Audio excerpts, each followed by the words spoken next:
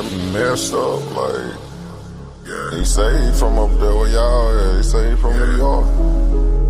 Well, upstate. Upstate New York? Nah, we don't claim that. Oh, screaming at the top of your lungs don't make you that guy. Try to watch my style and replay it, don't make you fly. Don't take a break, cause the fake like the snake. When the big dog away, all they do is clout chase. When I enter the room, all they do is bout face. Put them lions on my back, then ball with the minister. Side put me on there, everybody wanna mimic you. Yeah, I thought I told you we the toughest here. We be on the scene, niggas screen our shit. We the toughest you done seen, we the big boy clique. If he really want smoke, I pull up with him. Toughest environment, smoke city. I can tell by your energy, you ain't really woke. He showed up to the debate, but he choked. No money in his pocket, boy broke. Shit, the only thing he can teach is hope. Kill a spider, drown a fish, stomp a roach, do something. But don't come on sa.neter with the stunt. Everybody over here getting money. Touche hit me up, told me go and run it. Guess I'm Carl Lewis. You looking dumb foolish. Nigga way upstate making soft music. Boy, this the toughest environment, show you how to do it. Mr. Toughest environment, show you how to do it. We be on the scene, niggas screen our shit. We the toughest you done seen, we the big boy clique. If he really want smoke, I pull up with him. Toughest environment, smoke city. I can tell by your energy, you ain't really woke. He showed up to the debate, but he choked. No money in his pocket, boy broke. Shit, the only thing he can teach is hope. We be on the scene, niggas screen our shit. We the toughest you done seen, we the big boy clique. If he really want smoke, I pull up with him. Toughest environment, smoke city. I can tell by your energy, you ain't really woke. He showed up to the debate, but he choked. No money in his pocket, boy broke. Shit, the only thing he can teach is hope.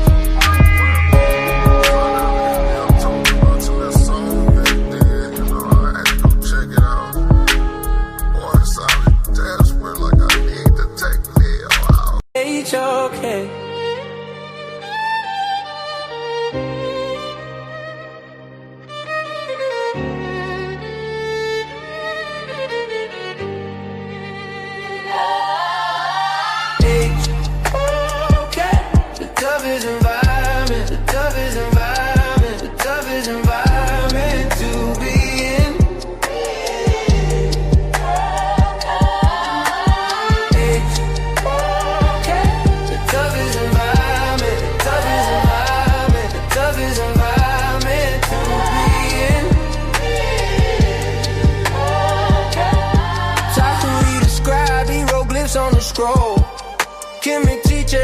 Truths in the soul.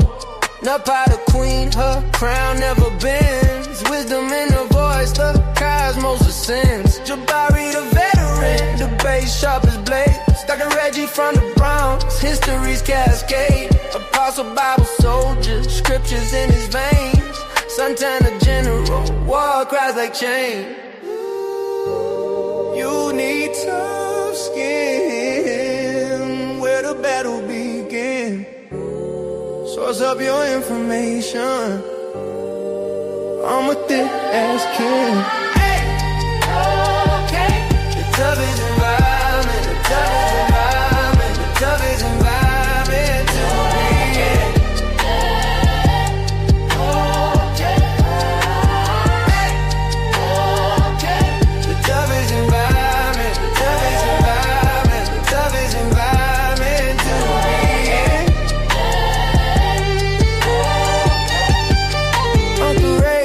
Fire in his stare. Inky undefeated, a legend beyond compare. Moses 777, numbers align. Plans for me a prophet, stardust divine. I saw the fanboy with faith in his stride. Task after let's come up the video as you come in, fam. Come it up, let's go, let's go. Each voice a storm in the temple of debate where truth is born. Strings cry out, violence wail. 808's thunder, breaking the veil. Human beatbox echoes through the fight. HOK warriors, their words ignite.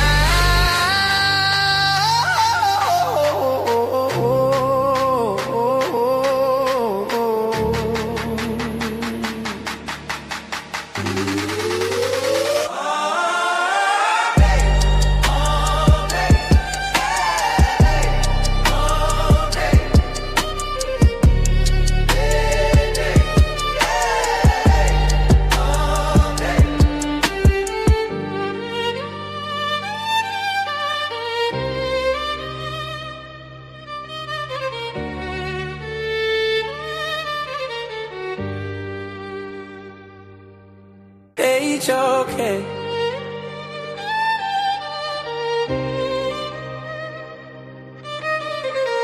Arguing facts, not emotions, no tears. You need thick skin just to last through the years. It's the jungle, the wild, the hardest to thrive. Only the sharpest stay breathing alive.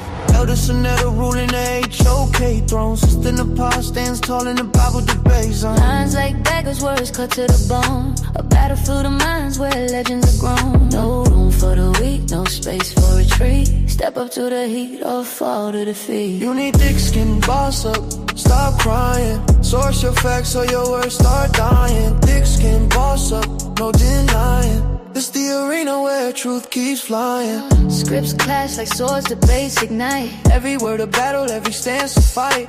Crowns ain't given, they're earning the ring. Iron sharpens iron, only steel can swing. You can't fold under pressure, no breaking here. Lions roam in the pit, it's a test of fear. Egos get crushed if they built on lies. Only the realest can touch these skies.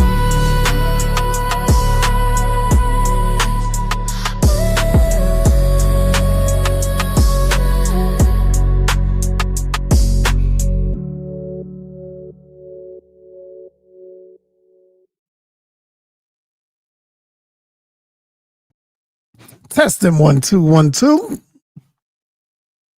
What's up, Mr. Osaze? Peace, brother. How you doing? I'm good, man. I'm glad you made it in early. You know, that's a good look, man. Listen, I'm glad you made it in on time, brother. I know you working, man. yeah, it's been a very long day. I just spoke to Tehuti. He'll be here in a minute. He's Okay, fixing good. his computer to get on.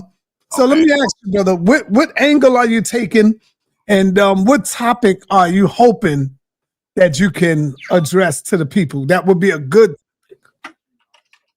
Well, I think that we should understand that it's helpful for us to begin to get clarity on what our ancient traditions have left for us, what their legacy is, what their greater meaning is. If we are truly trying to return to the source, to be those wise Africans that in many instances we can say gave civilization to the world, we have to understand their traditions. And so we are talking about, are the Kemetic deities literal? Now, I know that some of you are still going to use the word real. And I'm going to continue to tell you that's not what we're talking about. We're not talking about whether they are real. We're talking about whether they are literal. And so that is the conversation that we're looking to have. And when we get into it, I'm gonna ask you to explain the two to make it clear. But I want to show you something that I did over the weekend with me and Dr. Inky. And this killed it. I don't know if you've seen it, Brother Jabari. I did not. But I had to go over the video, and he's the one that did it. He made me do it, man, because I didn't want to do it. So I went to our old videos that we did for leading up to the debate, you know, with you and him going in. Right. So I went and this is what I found. Listen to this. Listen. Believe in Bible narratives. Very, very vague. Extremely vague. I'm saying if you believe in a literal, historical Jesus Christ who was crucified, died, and was buried, if you believe that he practiced miracles, if you believe, and I'm going to get to you on this, don't think I'm not on your back on this. If you believe in the Exodus, which Jesus also mentioned, if you believe in all of those things, it is incompatible with the Kemetic condition, with the Kemetic understanding. Here's a question for you. You are actually arguing that you are going to... Listen to what you say to him. Watch this. This is deep. And he looked at dumb. He looked at stupid. Listen. Extremely vague.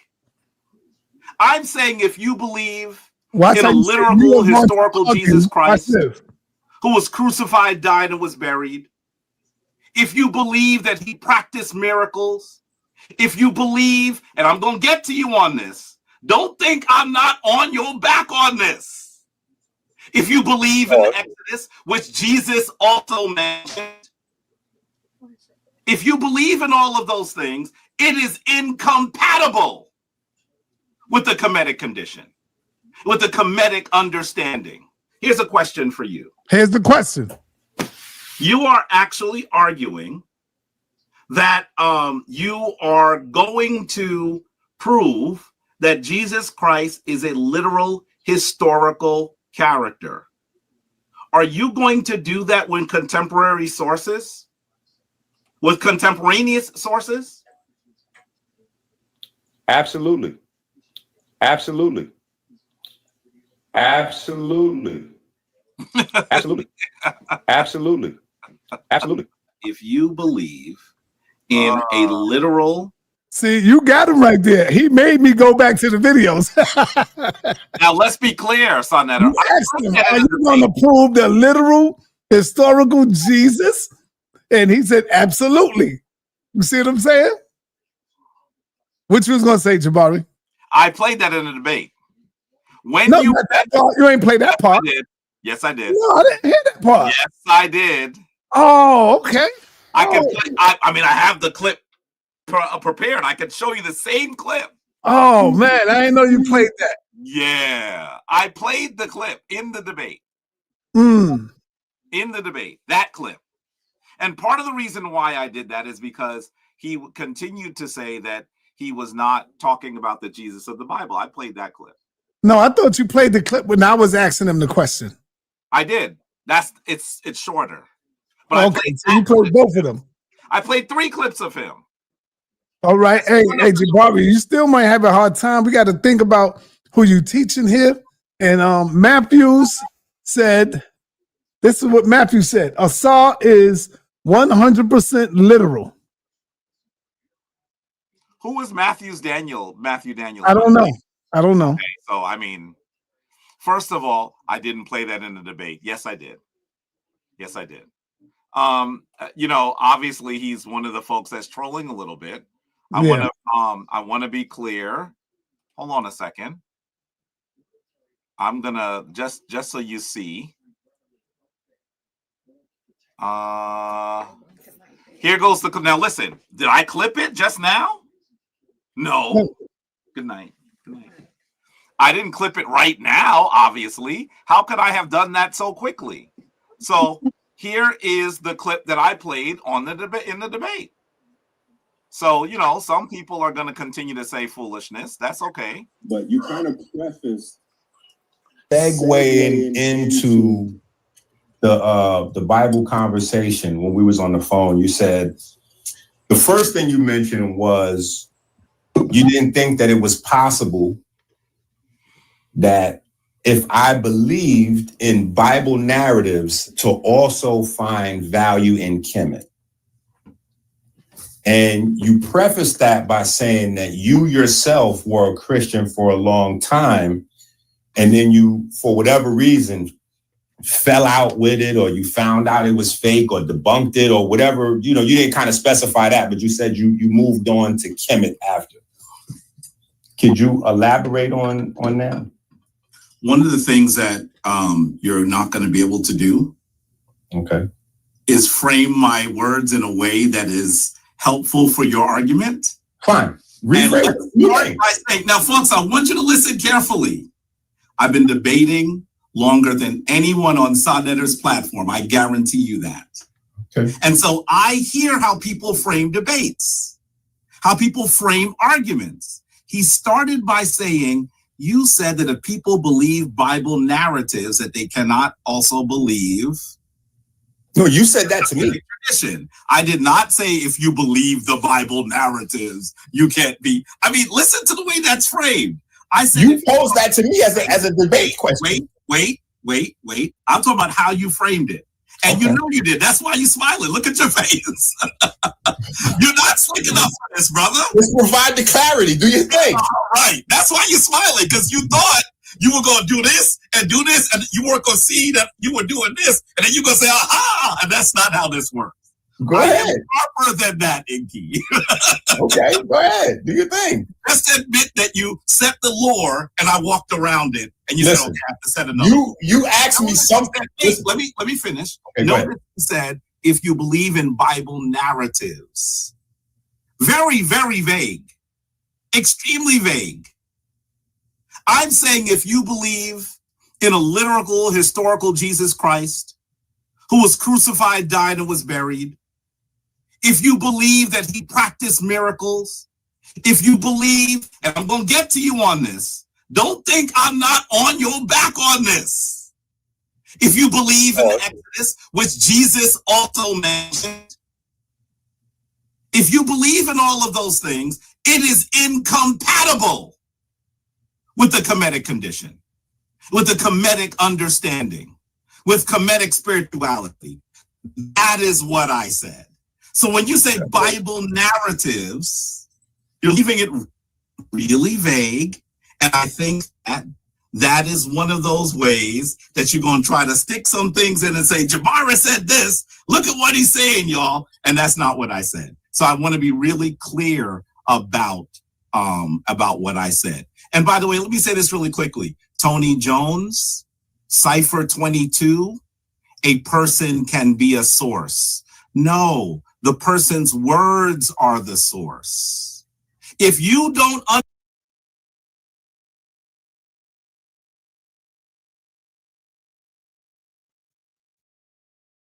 I'm muted. I'm sorry. I didn't want to echo. So now without playing the rest of it, you can see that this is the clip I played in the it's longer than the one you used, right? That's the reason why I played the short one with you asking a very specific question. But I want to be clear, I did use this in the debate. And you just have to recognize that when the rest of you see the debate, you're going to see the clip as well. Yeah. You're muted, Sa. Tehuti, you there, brother? Hey, my man, how you doing, brother? Peace, brother. Hotep, okay, Ahmad on NS. I am here. I'm doing well. Very, very busy day, but I'm glad to be here. Glad to see both of you and everybody, and Hotep and greetings to all. Okay, so let the people know what's going on. Family, this is not a debate. This is going to be a discussion, hopefully leading up to a debate. They're going to find out. They're going to have a nice conversation, and we're going to see what they agree with and what they don't agree with. And maybe we can come up with a powerful title for y'all and give y'all an awesome debate. All right. And so without any further ado, I'll pass the mic to you, my brother Tehuti, and you can start the conversation. Excellent. Okay. Peace and greetings, Hetepu, to everyone. Greetings and peace. And let me begin off by saying thank you to everyone for being here. Thank you to sa.neter for hosting this. And unfortunately, my good brother sa.neter, I'm not sure if it's still there or not, but I went to look for a video where me and Jabari first spoke, and it's not up anymore. So I need to set the premise for this conversation, because the last video. I'm sorry. What video are you talking about? It's the video. It was called Jabari and Tehuti Sit Down to Discuss Debate Topics, and it's the only video that was on sa.neter where I got to show my side of the information. Oh, you're talking about the last week's show? Well, there was about 4 of them last week, but yeah, with with you and Jabari, the one with you and Jabari. Yes, that's the only one that had the where I showed video clips of the information of why I have my. Okay, I'll go put it back up. I probably threw it on private, but I'll throw it back up for you if you want it up. If you wanted it. Okay, yes, that's the only video that has the clips of me showing everything. So let me set. And while y'all talk, I'll go get that now for you. Thank you, and thank you, sa.neter, for this title. I saw the title and I was like, okay, this is something I'm comfortable with. I like. So let me tell everybody how this began. For the new people that are watching, that are wondering why are me and Jabari sitting here. Why we could have done it last week. He could have rushed and done it from where he was. He said he was in Florida. I said I want him to be in his room, this exact room right here, with where he has access to all of his. If we're talking, I want him to be able to reach back, pull things, and not on a vacation, not on a trip where he's, where he's not in his most comfortable position. So how this started was sa.neter is very excited for me and Jabari to have a specific topic debate, of which I declined for the premise that I stand on. I said I will debate Jabari, but me nor Jabari are thinking of each other. Jabari is not sitting in the shrine of Ma'at, wondering how can I plot to get this Tehuti. How I need a topic now. Students, tell me what should I. So, and I'm not sitting in the house of a tent saying we're gonna get Jabari this time. So none of us we're thinking about each other.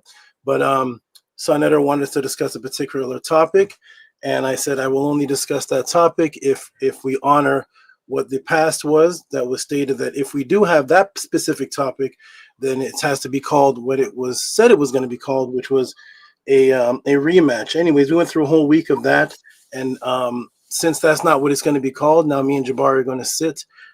We don't know anything about each other's teachings, really. And we're going to sit and talk. And I said to sa.neter, here's an idea. Since we don't watch each other's videos, we don't really have any topics. One of the best things we can do, we'll talk for a little bit, then we can invite the audience up, and the audience can ask us each a question on our beliefs or something, and it can come organically. And then once each of us starts talking, Jabari can listen, or I can listen and say, I agree with that, or no, I don't agree with that. Maybe that could spice up. If it's something small, it's not big enough for a debate. But if it's something big, we can say, oh, there it is. Let's do a debate on this. And I said, if not, guess what happens? Me and Jabari end up having a build, answering the people's questions, and people get comedic and other information, and who knows what will happen in the future. And I said, so no matter what, it's a win-win. Whether it turns into a debate topic or not, people are going to walk away with information on spirituality that comes from the origins, and that's what I'm mainly about. So I wanted to set the premise with that, so me and Jabari can start talking, and maybe from our talk and inviting people up, we'll see what we have. If he wants to bring up the neter, I'll talk about it. But like I said, that's not going to be the excuse me. That's not going to be the debate topic for the premise that I already said why it's not. But we can discuss it, let the people hear what we say about it. Maybe and as we talk more, another topic. There's so many topics in the teachings that I'm sure maybe some will come up, maybe not. Who knows? I'm not looking to try to challenge Jabari to a debate. I don't think he's looking to challenge me. sa.neter wants a topic, and we'll just go from there. See what happens organically. Let's pull this out. Let's not be forced. Let's pull it out naturally. If not, let's just drop some jewels. Who knows? Okay. So, can I ask a question? What does it say on your hat? There we go. What does it say on my hat? He sees the word Netiru. What does it say when I spin? So the spider, saket, is covering a portion of what's on the hat. That's saket, the ancient word for string and weaving, and one of the oldest words for heaven. But underneath it, it says, I have to turn it on backwards. There. So the Netiru exist. And on the shirt, the same shirt that sa.neter was wearing last week, House of Aten, the Netiru exists, and Aten is an acronym for the ancient Tehutian teachings of the Netiru, because that's where the teachings of the Nile Valley came from. They came from the Netiru, according to the scribes. The scribe didn't say it came from them. It said it comes from the finger of Tehuti. So that's what it says on the hat. The Netiru exist, and that is, I'm bringing that back into existence. I'm trying to wipe out atheism in the conscious community. Okay. I asked just because, obviously, well, the reality is I believe, I have no fundamental proof or evidence of this, but I believe that much of what we practice, understand, is probably similar. I assume that that much of what you believe is, and I believe what we're arguing, what we have been bringing into the world is probably similar. And so the reason why we end up getting stuck on that, the issue about whether the Neteru were literal deities, were literal beings, is because that's the one thing I know that we see differently. And excuse me, Jabari. I'm sorry. I'm sorry. Hey, Tehuti. Yes. The link is in the chat if you want to copy it. It's going to be up. I'm not going to take it down. It's in the private chat. The video that you was talking about, I threw it in the private chat if you want to get it. And okay. So it's going to be up from now on. In the back chat, right? In the back chat, yes. Right. Okay. Okay. Okay. Thank you. They can get it. All right. Oh, all right. Thank you. Jabari. Right. Okay. And so that's what we're that's the only reason why we end up stuck on this, is because I assume I haven't heard a lot about what you've been teaching, Brother Tehuti. I haven't, but from what I've heard, that's the one thing that we don't see eye to eye on, and so that's why we end up talking about it. I think that sometimes, I mean, while it may be entertaining for the audience, I think sometimes it might also create unnecessary friction, or even the idea that we're in some way at great odds, and we're on two different sides and all the other stuff. Yeah, let me set the tone right quick. I don't want y'all two to be up here playing patty cake. Get to it. Let's get this ready. Oh no, ready to see the debate. All right, let's go. All that patty cake stuff, come on, man. That's weak. Let's get it. All that Ma'at stuff. Now you know that sa.neter is looking for the place where we have friction. Oh yes, that's what he's gonna do. That's what he does. I mean, and I respect it, but the reality is that first of all, there are probably not a lot of places where we have friction, and second of all, I think that there's nothing wrong with a discussion. There's nothing wrong with the discussion at all. I wouldn't take issue with having a discussion with you. The audience wants to see us have some really pointed rejoinders. That's what they would like to see. That's a new word. What'd you say? Rejoinders? What's that? Yeah, pointed rejoinders. And so that's what the audience would like to see. The reality is that if you and I were probably in the same city and sat down together, there would probably be very few things that we would disagree on. So that's the reality. And you can see that even people are trying to put titles in the chat. Why in the world would I want to have a debate on whose Kemetic teachings are better? Why would I do that? That implies that I don't think that even the Shrine of Ma'at's philosophies, the ways that we bring the Kemetic tradition into the modern world, has to be the only way to do it. And so that wouldn't happen. And so we're not going to do that.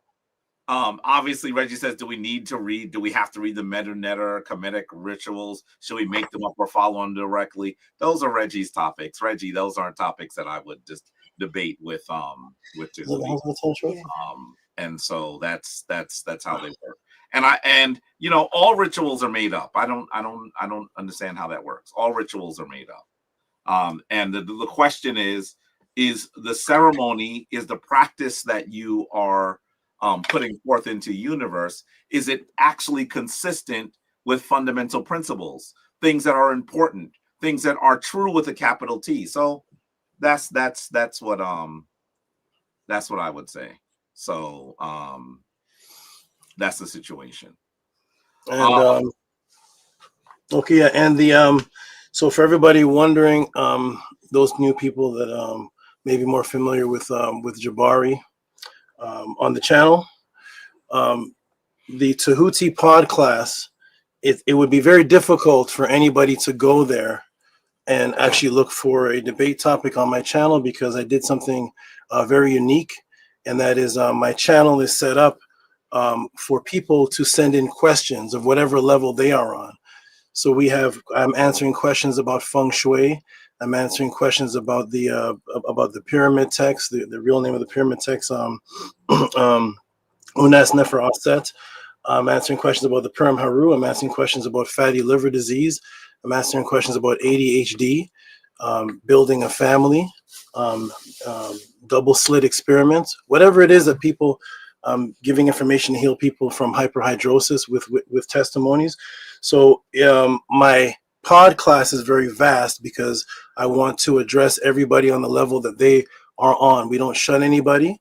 So when you go there, you'll see a lot of questions and topics that it would be hard to pick one and debate me on, because I answer questions about the Montauk Project, government, COVID, all type of different things. So it'd be difficult to go there. But what I would say is Jabari's, from what I've seen of you, Jabari, the teaching, the in-depthness of the teaching, I need to watch more of, I need to see more of your videos, because I don't think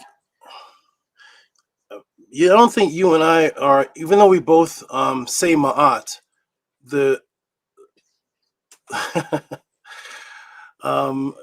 yeah, I don't, if you go to the pod class and see the in-depthness of what I'm teaching on, I don't think the topics I'm teaching on Ma'at, Jabari is taught on to even debate it. There you go. Bring it up. Say it, brother. Just talk on it. Don't hold no punches back. If you and we talking about no, don't hold no punches back. And I'm talking about information, of course. That's what I'm talking about. Don't hold nothing back. Let it out. That's what this is about right here. To find out what we agree with, what we don't agree with, what can we get it in with. That's all I'm saying. That's what this is about. The reality is that I run the Shrine of Ma'at. And so we have talked about Ma'at, the tradition of Ma'at, extensively. You probably haven't seen me talk about it much on sa.neter. That's because I play a slightly different role on sa.neter when I'm usually here. When I'm here, I'm often talking about history, not talking about practice. I have probably for nearly 10 years now, I have been putting forth Kemetic Ascension. Those are our public services bi-weekly.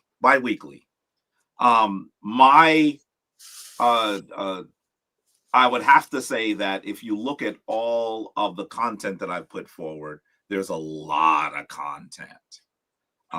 And you know, you've probably even seen some of the sa.neters even come in and filmed some of the Het Keperul were for the lack of a better term, so everyone understands, the ceremonies that is the ending ceremony for people joining the Shrine of Ma'at. I mean, so there's a lot that I've put forward, and you should know that just this weekend there was a memorial, a 2-day memorial feature, a 2-day memorial service, let's call it that, for my elder who I studied with, and that's Baba Heru Ankra Samad Se Patah. Yeah, so you have to know that there's a lot there.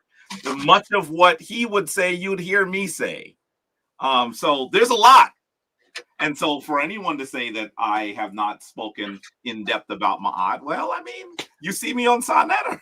You know, I don't talk about our practice as much on sa.neter, and that's just the reality of things.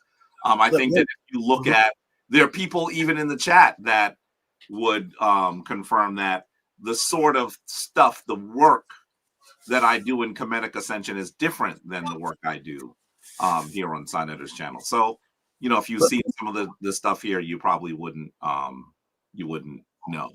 Let me screen share so I can just show some things on what I teach on, just so you can the others can get a grasp. Can I screen share, please, sa.neter, to see if we can grab? Yeah, let's go. Okay. Sa.netter's like, let's go. All right. Okay. So if you look, I'm not sure if you can see clearly, but this is the Tehuti pod class, and the connection between de los Meritos and Kemet. The topics that I cover specific topics on what's taught on Kemet. If we're going to deal with the Kemetic aspects, such as what is the Anpu animal?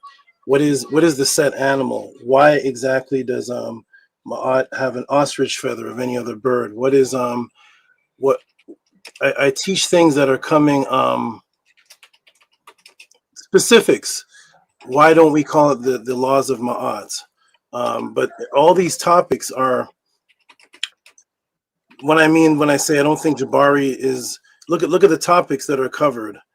The connection of the Nomos and Kemet, and I know I've not seen. Maybe it's on the Shrine of Ma'at. Maybe afterlife science, DMT, pregnancy cravings, and Kemet symbolisms with the breast. So that's a Tehuti pod class, and it covers the specifics of what people ask if somebody asks a specific question. But I think, Jabari, you're more, from what I've seen, you're more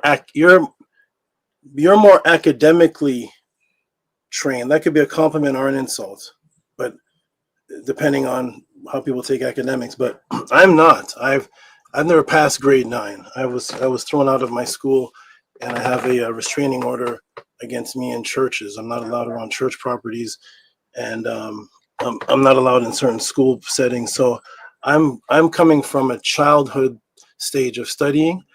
So, for example, if I were to ask you, maybe this could be something. Here's an example, Jabari. This example. So, one time I was on here, and you said that you said the Natiru. You said the Natiru can't be real, or because was do I believe? And you said this, and then you had to leave. Do I believe that Osiris was literally cut up into 14 parts and put back together? And you said that, and then you had to leave. Do you remember saying that about Osiris cutting up, and if I believe he's actually chopped up? I certainly, I don't know if I remember saying that per se, but I would say the same thing today. I think we need to be clear that simply because we hear of the disembodiment of Asar, that does not mean that story is meant to be taken literally. And you did not hear me say I didn't say the Neteru are real. I'm going to continue to say this, and I'm not sure how many times I have to say it. I guess I'm going to have to say it until I'm as blue as the outfit I'm wearing. But I want to be really clear that I never said, or would never say, that the Neteru are not real. Real and literal, those are not synonyms. Those are not synonyms. So you did not hear me say that. I'm talking about literalism, and I think that when we attempt to describe these things as literal, we are losing some of the spiritual fiber of them. And I know that you say that you think that I have not, that you have your pod classes simply just, I mean, people are asking questions, right? My Kemetic Ascension is a service for hundreds of people. So, and there's not just a public service. We have initiates that are a part of the Shrine of Ma'at. We have over 200 full members of the Shrine of Ma'at. The Shrine of Ma'at has been in existence for a long time. I've been a Kemetic priest since about, 2009, 2010. Before that, I was an adherent. I was a practitioner within the Shrine of Ptah since 1996. And so there is absolutely a long body of work. If you just look at, if you go to the Shrine of Ma'at page and you look at the amount of videos, and I'm not even suggesting that if you wanted to truly understand everything that I think, that you would just look at videos. I mean, and I don't know how anyone could say, well, I don't think he goes in depth into Ma'at. I haven't done it on sa.neter's channel. That's a different role. Well, let me sorry, I don't want to get too far from the point I was raising, but if I were just to ask you, so here let's deal with that topic right there. If I were to ask you, okay, so let's say to you the in your teachings, the neter story of a sar being cut up into, you said what, 14 parts? Mm-hmm. It is symbolism. And I were to say, okay, and I was to ask you right now, what do you teach on that? Is 14 a significant number in Kemet? Does 14 mean something? Is it double 7? Is it, as a Kemetic priest? And I was to say, okay, I want to go with you, Jabari. What is the 14 parts a principle of if he wasn't actually cut up? What would you say? What do you teach? I'd actually say that it means different things at different times. This is not a fixed answer. What does the 14 mean? It is symbolism that can be utilized in different ways. You might also recognize that 14 plus 14 plus 14 is 42. So there are lots of different ways to look at this description. There's not just one. And I think that when we deal with great myth, there are many different ways that they can be utilized for us to be able to understand, to find ourselves in those narratives so that we can become our higher selves. And I have to say to you, I know that you said this can be an insult or a compliment that I am an academic.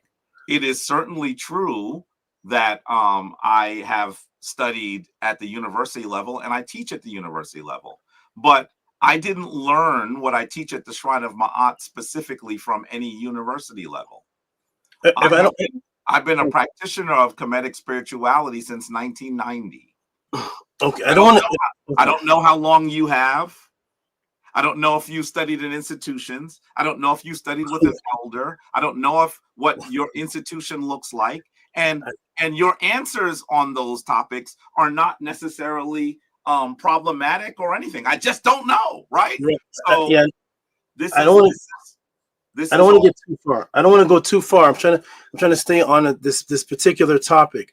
What particular topic? The 14 parts. Now, let's say there's that's a different topic than the one you started with. So you say you don't want to go too far. I want to ask. There are questions I have for you as well. No, yes, I'm not from. I'm still on the 14 parts. Go ahead. The last time you were on, you had to go quickly. You were in one of the last times you were on. You had to go somewhere. You were in some hallway or something, and you said that, and then you left. So I'm just asking you. Yes, you say there's many different ways and many different things that could symbolize, and let's pinpoint just one. What's one of the things that you teach? What is the 14 parts of Osiris? What is the 14 parts? Brother, I just gave you one. Maybe I didn't hear it in all the other. Okay, let me one more. Let me just let's do it. Just me asking and then you giving the specific answer. Osiris being cut into in the 14 parts, not 42, not a portion of 42, but 14 parts, not 7, because 7 can be divided into 42 as well, but into 14 parts. What does the 14 in Kemet represent in one of your teachings? I'm just asking. There is no one answer. Is there one answer. This is once again your approach to literalism. There is no one answer. So 14 is most significant. I've told you this particular myth can be used in different ways. The fact that you're looking for one answer means that respectfully, that's the beginning of study. That is not the end of study. If there was one answer, then that would probably only be helpful to people who lived at the time that story was created. The reality is the story of the dismemberment of Asar is a metaphor that can be used in many different manners. Here are a few. The 14. I'm sorry, Jabari. I don't want to because the Comedians were very Kemet brought precise mathematics to the world. They brought pi. They brought the golden ratio 1.6. They brought the Fibonacci sequence. They brought very specific mathematics. The akus, the pyramids, very specific, very precise. The Cometians don't just throw numbers 61. 22 parts. This is a mathematical number, 14. I'm asking you as a Kemetic priest, what do you teach? I'm a 7-year-old child and I'm walking up to you, Jabari. I don't know what this 14 is. What's significant of 14 from any other number? Why is Osiris cut up into 14 parts and not 7 and not 21? Why 14, Jabari? Well, let me ask you this. Are you aware that in some myths the number is not 14? Did you know that? You gotta do more reading, brother. It's not always 14. 14 is the most common number that is given, but it is not the only number given. We can deal with the other numbers later. Let's deal with the number you brought. Your literalism. Number you brought. Listen, wait. Your literalism is a problem. You're looking for me to talk to you about the three bears and Goldilocks. The reality is that this story has several different uses. And one of the key uses is for us to understand disintegration. You must understand that there were 14 gnomes. There were 42 gnomes. There were 42 gnomes, 40 sepatu, and also 42 numbers that designate. And there's something that you do that is disingenuous. You may not use a lot of innuendos, but when someone is talking, you just giggle all the time. That's not a demonstration of maturity. I'm very happy to do that. I'm extremely happy as you're talking. That's not happiness, brother. Please don't do that. I'm tickled. I'm very, very happy. Don't do that. Don't do that. When I don't see, you know what makes me giggle? It's the opposite of what makes other people start yelling and getting frantic. Usually when people talk to you, I've seen you in many conversations. At this point, they will start saying, Jabari, you're being disingenuous. Stand on your 10 toes. Come on, man. Tell the people. You're running from the question. Stop running. But instead, I'm just going to smile and giggle and wait for you to finish. And then I'm going to ask you the question again. And I will ask you the question 1,082 times. What is the number 14 signify in Kemet? Okay. What I'm going to tell you is you need to do more study. Because sometimes the student is not ready for the teacher. Because I've answered the question 3 times and you're not able to hear it. So perhaps what needs to happen is that you need to do more research. And I'm going to be very clear, there are some of you who are prepared to hear this answer and some of you are not. But 42, we're not prepared to hear it? If you divide, because you're not prepared. You have to get to a certain level of initiation to even understand what I am saying. Maybe. Wait. If you bring a 5th grade student into a college level course, they won't understand what's happening. What I'm trying to say to you is one of the most important ways for us to understand the 14 is that 14 is actually the 42. Why does it represent the 42? 42 is a very important number. We have 42 gnomes, sepatu. We have 42 negative confessions. Why is that number so important? So these are 3 14s. The 14 is a reference to a very important number in Kemet. But I want you to also understand, you have to understand this, that story has been used several different ways, and that is how sacred myth occurs. If you're looking for a very direct answer on what 14 is connected to, then you're not necessarily going to understand the story. There are other stories where you're going to see that there's a connection between the 14 and the lunar calendar. It is half the lunar cycle. One of the most important ceremonies was the half moon ceremony.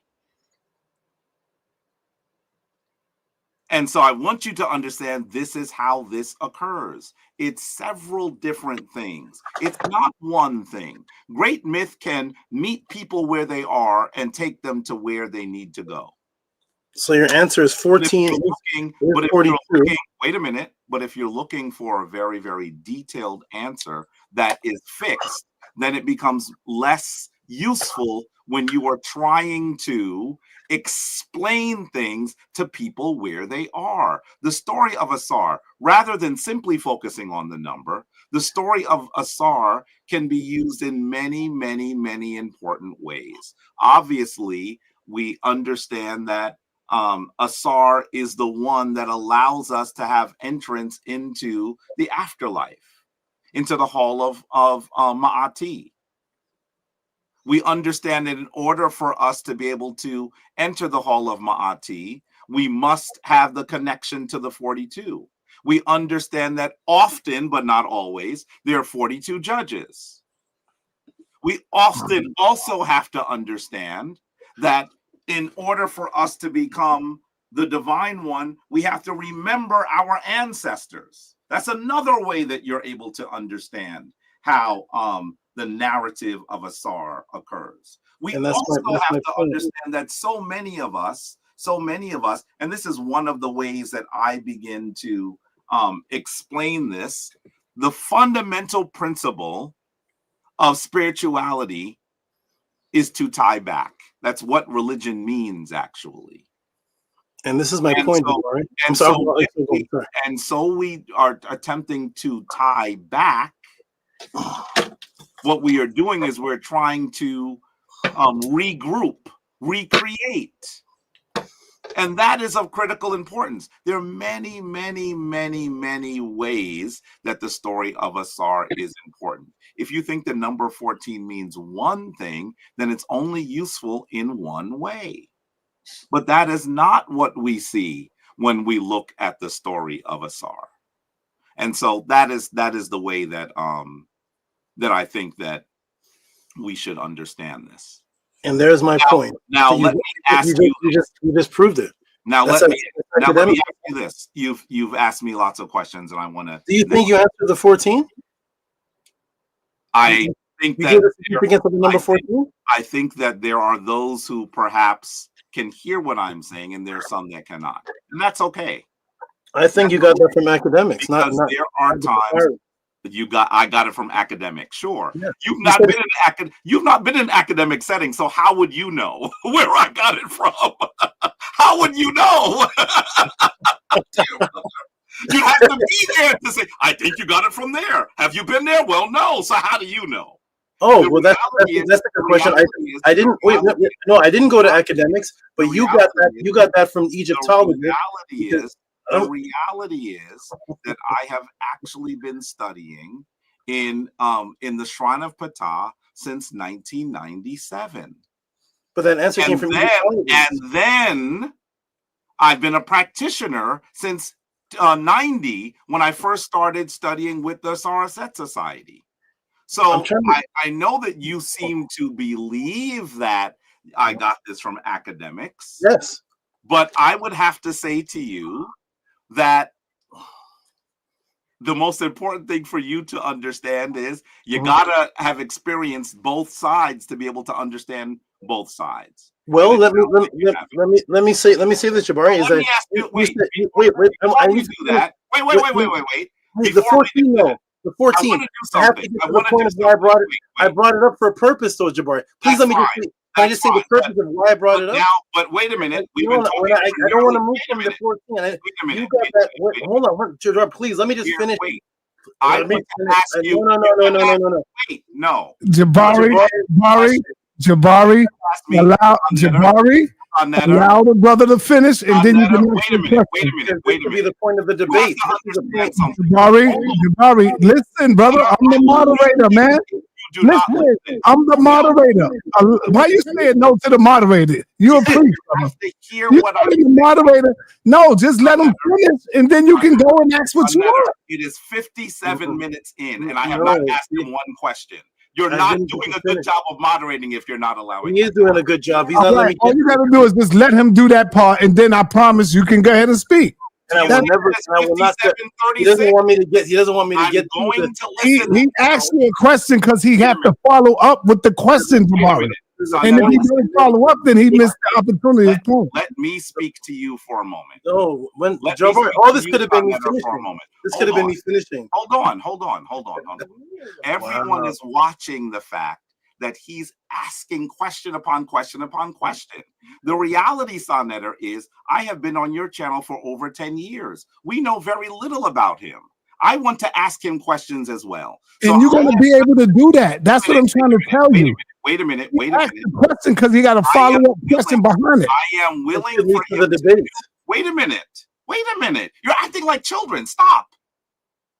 I am willing to continue, but I want you to know that we're not going to continue that much longer because this is not a conversation that's a two-way at this point.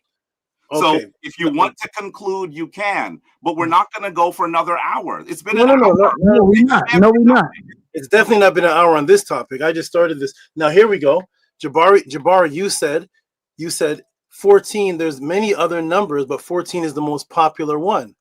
This is where I say your teachings are coming from academics. Jabari, is 14 is the most popular number and it has significance? Where is this one time in the Kemetic text? Where's a SAR being cut up into 14 parts in the Kemetic text? I'll show it to you, but I don't have the text in front of me now. I can show it to you. I can. You said it's the most popular, so it should be more than the other numbers, correct? Yeah, but what we'll actually end up having to do is go directly to the source, and I don't have the sources prepared. I am absolutely willing to provide it to you, but I don't have the text here. And what I would do, to be very honest, is I would show you the original text in the sa.neter. That's the best way to do this. Yes. And so I'm willing. Right, let Jabari ask his question now. Let's go, Jabari. We've established that Jabari has not said what the 14 signify according to the Kemetic words themselves, and that he has not shown 14 parts of Osiris being cut up in Kemetic text, but he will get back to me one day. Continue, Jabari. Thank you. Now I'm going to say this to you. We don't know anything about you. Nothing. You've come here and attempted to try to ask lots of questions, but now it's my turn. This is always what happens. You come here and ask questions. When I give you an answer, you say, would you like to answer the question? I give you an answer. Would you like to answer the question? The reality is you're not able to receive the answer yet. And that's fine. That's fine. It's fine that you haven't. So the first thing I want to be able to do is find out about who the heck I'm talking to. I don't know anything about you. I'd like to know how you got into the Kemetic tradition. I'd like to know who you studied from, because you said I've learned this just from academics. So who are the non-academics that you've learned from? I'd like to know whether you have any ability to read the Kemetic language. I'd like to know what your shrine looks like. There are a lot of things that we don't know. So talk to us about yourself before I ask you a topical question. Okay, what of those ones first would you like to know? There's about 5 of them you gave me. I want you to start at the beginning. I want you to start at how you came to the Kemetic tradition. Okay. Wonderful. That's a very good question. Let me turn these notifications down. I came into the Kemetic. I came into Kemet, or the awakening of Kemet, because when I was a young child, I used to spend a lot of time in the forest, in the fields, and away from people. And I got attached to animals. And because I was attached to animals, I started watching a lot of nature videos and tribal videos. And naturally, one of the first things you start seeing when you start looking at things is the Great Pyramids, Egypt. Egypt was the first of this. Even in the schools they were teaching, Egypt came up with calculus. Egypt came up with algebra. Egypt came up with this and that. I was always interested in the roots of things, getting into the roots of things. And so I did come across a particular group that appeared to be talking about Egypt, but then I found out they weren't. But it was enough to let me continue the journey. I wanted to get to the root of the Bible. I wanted to get to the root of things, and every time I went to get to that root, it always led me back to Nile Valley was the origin of this. So you started with that group? You started studying with that group? No, I started when I was a child. No, I heard that part. I'm asking, you said you thought that you found a group that was talking about Kemet, but then you realized that they didn't. That meant that you must have spent some time with them to recognize that they weren't saying what they were saying. So yes. Tell us, what group was that? Oh, that was the Nubians. Okay. That was the Nubians. Okay. Yes. The Where were you studying with the Nubians? Wasn't one place, but you could give us a city, brother. Florida, Montgomery, Alabama, Edenton, Georgia. I will go to different places to see them, and Atlanta, Georgia. And then I got to a point where the teacher himself and the students said that my teachings were not coming from his books. The teacher at that time, whose name was Malachi, said that I have bypassed. We know Malachi York. Yeah, I have bypassed what it is that he's teaching, and that he can't bring the people to where I am, or else he would lose his followers.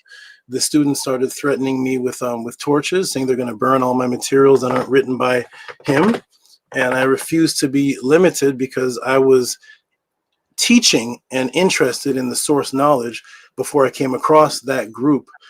So it was unsafe for me to be there, and I left, and I continued with the original path that I was on before I engaged with them. I was actually a young boy questioning the Bible and trying to get into source knowledge, and breaking into schools and hiding in the library and waiting for recess time, and I would teach the children in the hallways while I was expelled. Are you saying you were teaching Nuwapian children? Is that what this is, or? Oh, sorry. I'm sorry. Let me clarify. That's a good question. No. This is before I heard of this is before Nuwapian, and this is before Nuwapian. This is when I was a youth. I was going into libraries and studying information. And then when recess and lunchtime would come for the school, for the youths, I would go into the hallway and start teaching them how to break the matrix. I was using the term matrix before the movie came out, and I was teaching them the mistakes in Christianity, the roots and how they go back to Egypt, the roots and how they go back to different cultures. But yeah, I think you skipped something though. I'm trying to find out why. First of all, what year was this that you were with the Nuwapu? And where were you teaching that they said that you can't that you couldn't teach there? Where did that happen? Was that at Eatonsville? Eatonsville, yeah, close. Edenton, Georgia. Edenton, Georgia. Okay. That was where the headquarters was. Okay. So the headquarters was at Edenton, Georgia, and yes, I was called up. I was called up by him to do teaching because he said that my teaching is that which should be an example for everybody to learn how to teach. And I was called up to there to do teachings, especially when he wasn't around. He would put me up on the stage and 1,200 people would come and they would just ask questions. And I was teaching from whatever they asked. Where did you get the information you were teaching from? Yourself? That's where the problem came from. I was teaching from news articles, scientific documents. I was teaching from my study of animals. But I'm talking about Kemet, your understanding of the Kemetic narrative, of Kemetic philosophy. Where did you get that from? You were self-taught. Yes, just Kemet. When I was a youth, I went and picked up the Per Em Haru. and I started going through the Purim Haru, and I started doing study of that and other things when I was a youth. So I realized that the best place to get the Kemetic teachings from would be from the scribes themselves. So I teach that if you're going to teach something about Kemet, or about, it's really Ma'at, because Kemet is a creation of Ma'at. It's not Kemet. Kemet didn't even exist when the pyramid texts were written. Kemet didn't even exist in the beginning. Ptahhotep never heard of Kemet and all that, but is the following of Ma'at, and I would go to read the scribes. I would actually, where I got the knowledge from was I would go, as a youth, I would get library cards, and I would go to every shelf where there is writings of the translations of the scribes, and I would check out the books, and then I would keep them and never return them. And I would go from library in library because I didn't have the funds to buy things. I would just go to libraries and check out books and keep them. And I would. And what year was this happening? You haven't given us a time frame. Range of years. It's not 1 year, but so when were you Nawapians? When did you? Well, the Nawapians. I don't want to focus on the Nawapian part because that's not what the Kemetic teachings came from. I was removed from Nawapian because I was teaching what they said was not theirs. So this started. My interest in my awakening started around 1989 and 1990. And I was going back and forth, New York, Buffalo. And yes, around 1989, 1990, 1991, I started teaching and studying and researching. And then once I was removed from the Nuwabu, that organization, I just continued with the Kemet because he made me a proofreader, and I saw errors. And he said that I would snake style him. And so I was asking questions that was trapping him.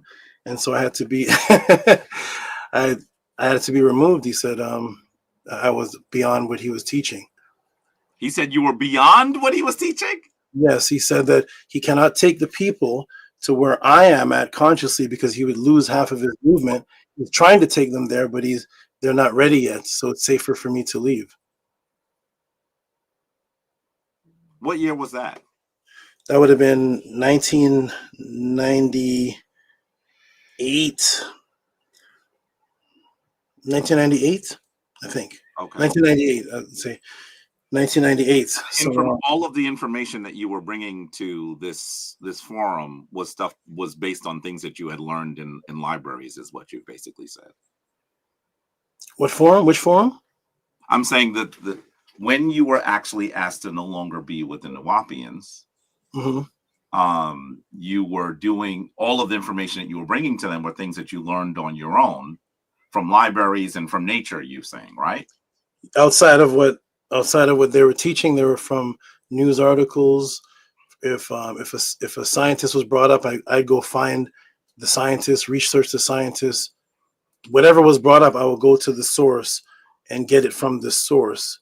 And that was frowned upon.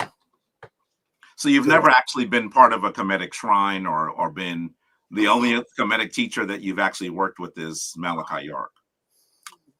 No, I never claimed that Malachi York was a Kemetic teacher. Okay, but listen, I could talk with Nawapians for a long time. So that means that you've not been with any Kemetic teacher. No. Everything that you have is things that you've read yourself. Yeah, everything that I teach is that which is researchable, that which, when it comes to Kemet, that which the scribes say.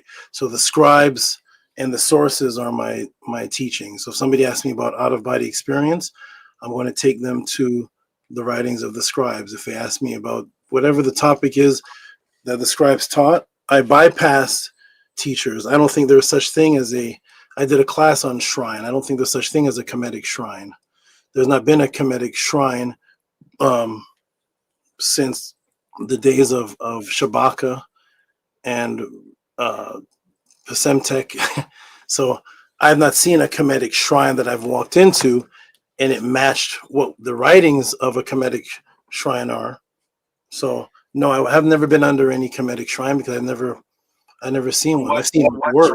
What shrines have you actually explored? Is it just in Uwapu? No. I'm saying I've never seen one. Okay, I see yours. I see yours. But you're saying that they don't exist. But I'm asking, where have you been to understand what they were teaching? Okay, so let me rewind. There was never a they, because of all the people that were teaching, they never were able to verify that they actually ran an ancient Kemetic shrine.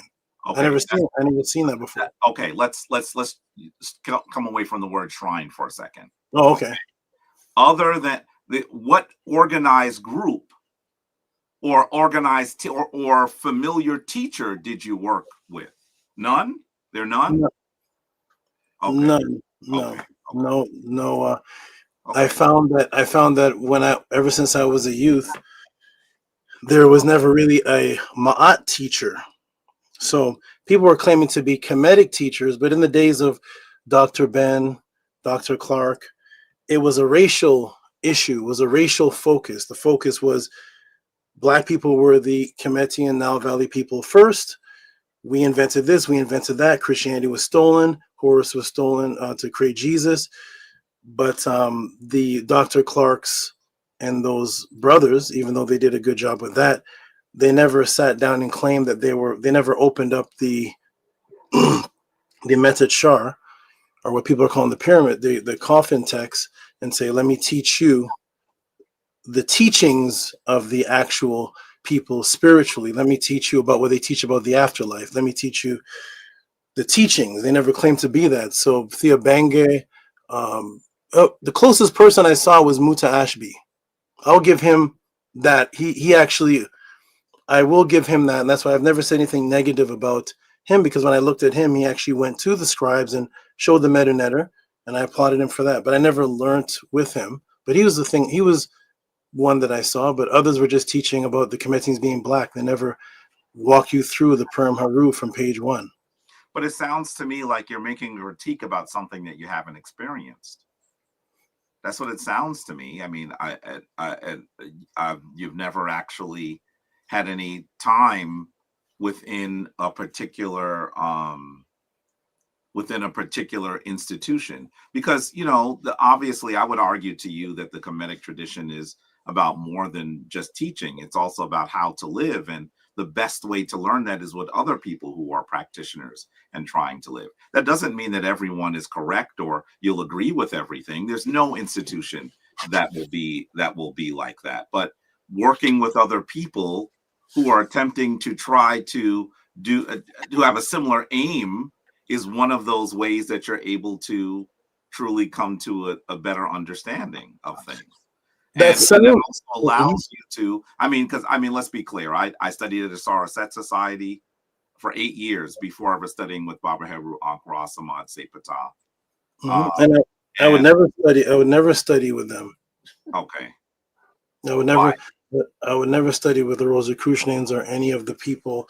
That's what Rosicrucians. I'm asking about the Sarat.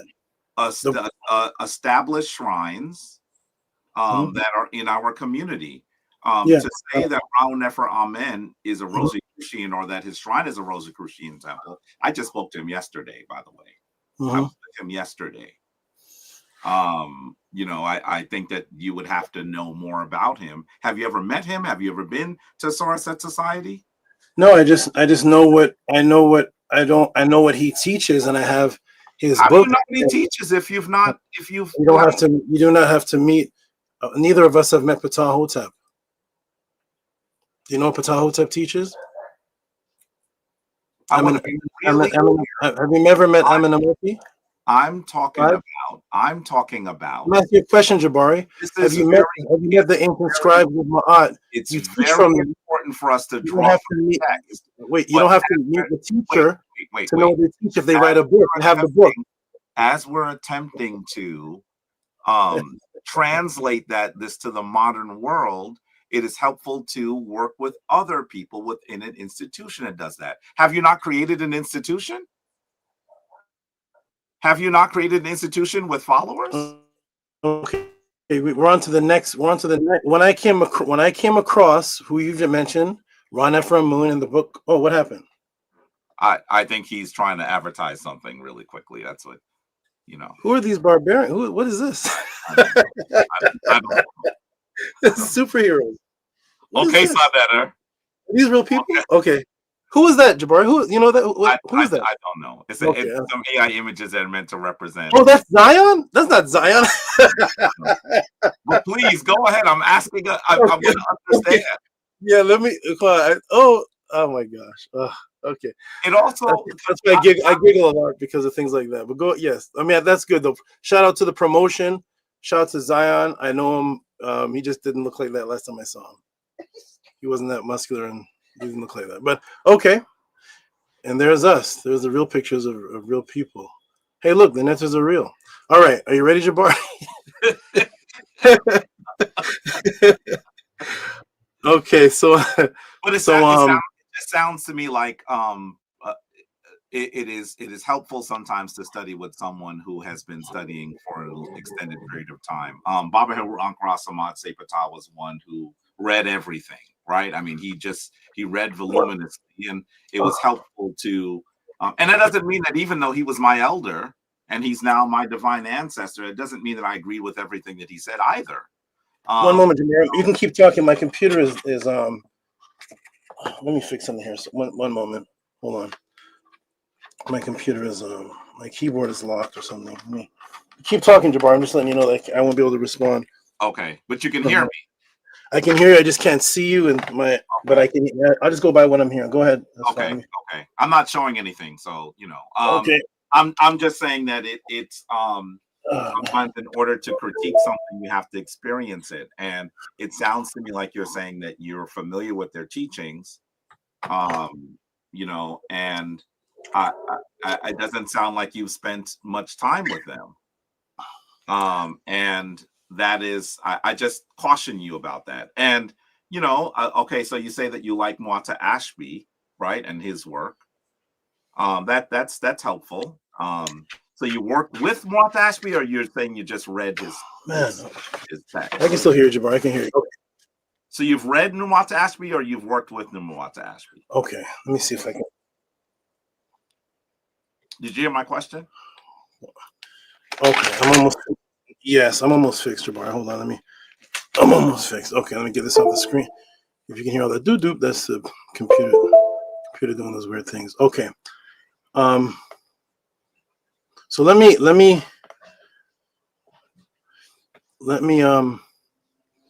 go ahead and show just understanding of Muata Ashby. Like, had you worked I want with to him? I know you were in Florida at some point. Muata Ashby has been in Florida for a little bit, right? Is it just the reading that connects you to Muata Ashby, or? Okay, I'm coming to the screen right now, and let me I want to answer this factually because I want to let the people know. I just want to correct something that you said and answer them factually. Oh, Sella versus Zion. Thank you. Is that Silent K? Sella, that's Owaspy? Yes. And Zion Warchild. That should be hype. They both look like cousins. Okay. sa.neter, let me screen share, please. I want to address something Jabari said with the screen share.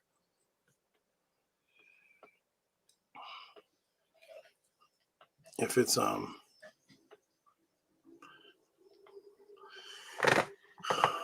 okay. Am I sharing? I'm not seeing anything yet. Maybe sa.neter's not there.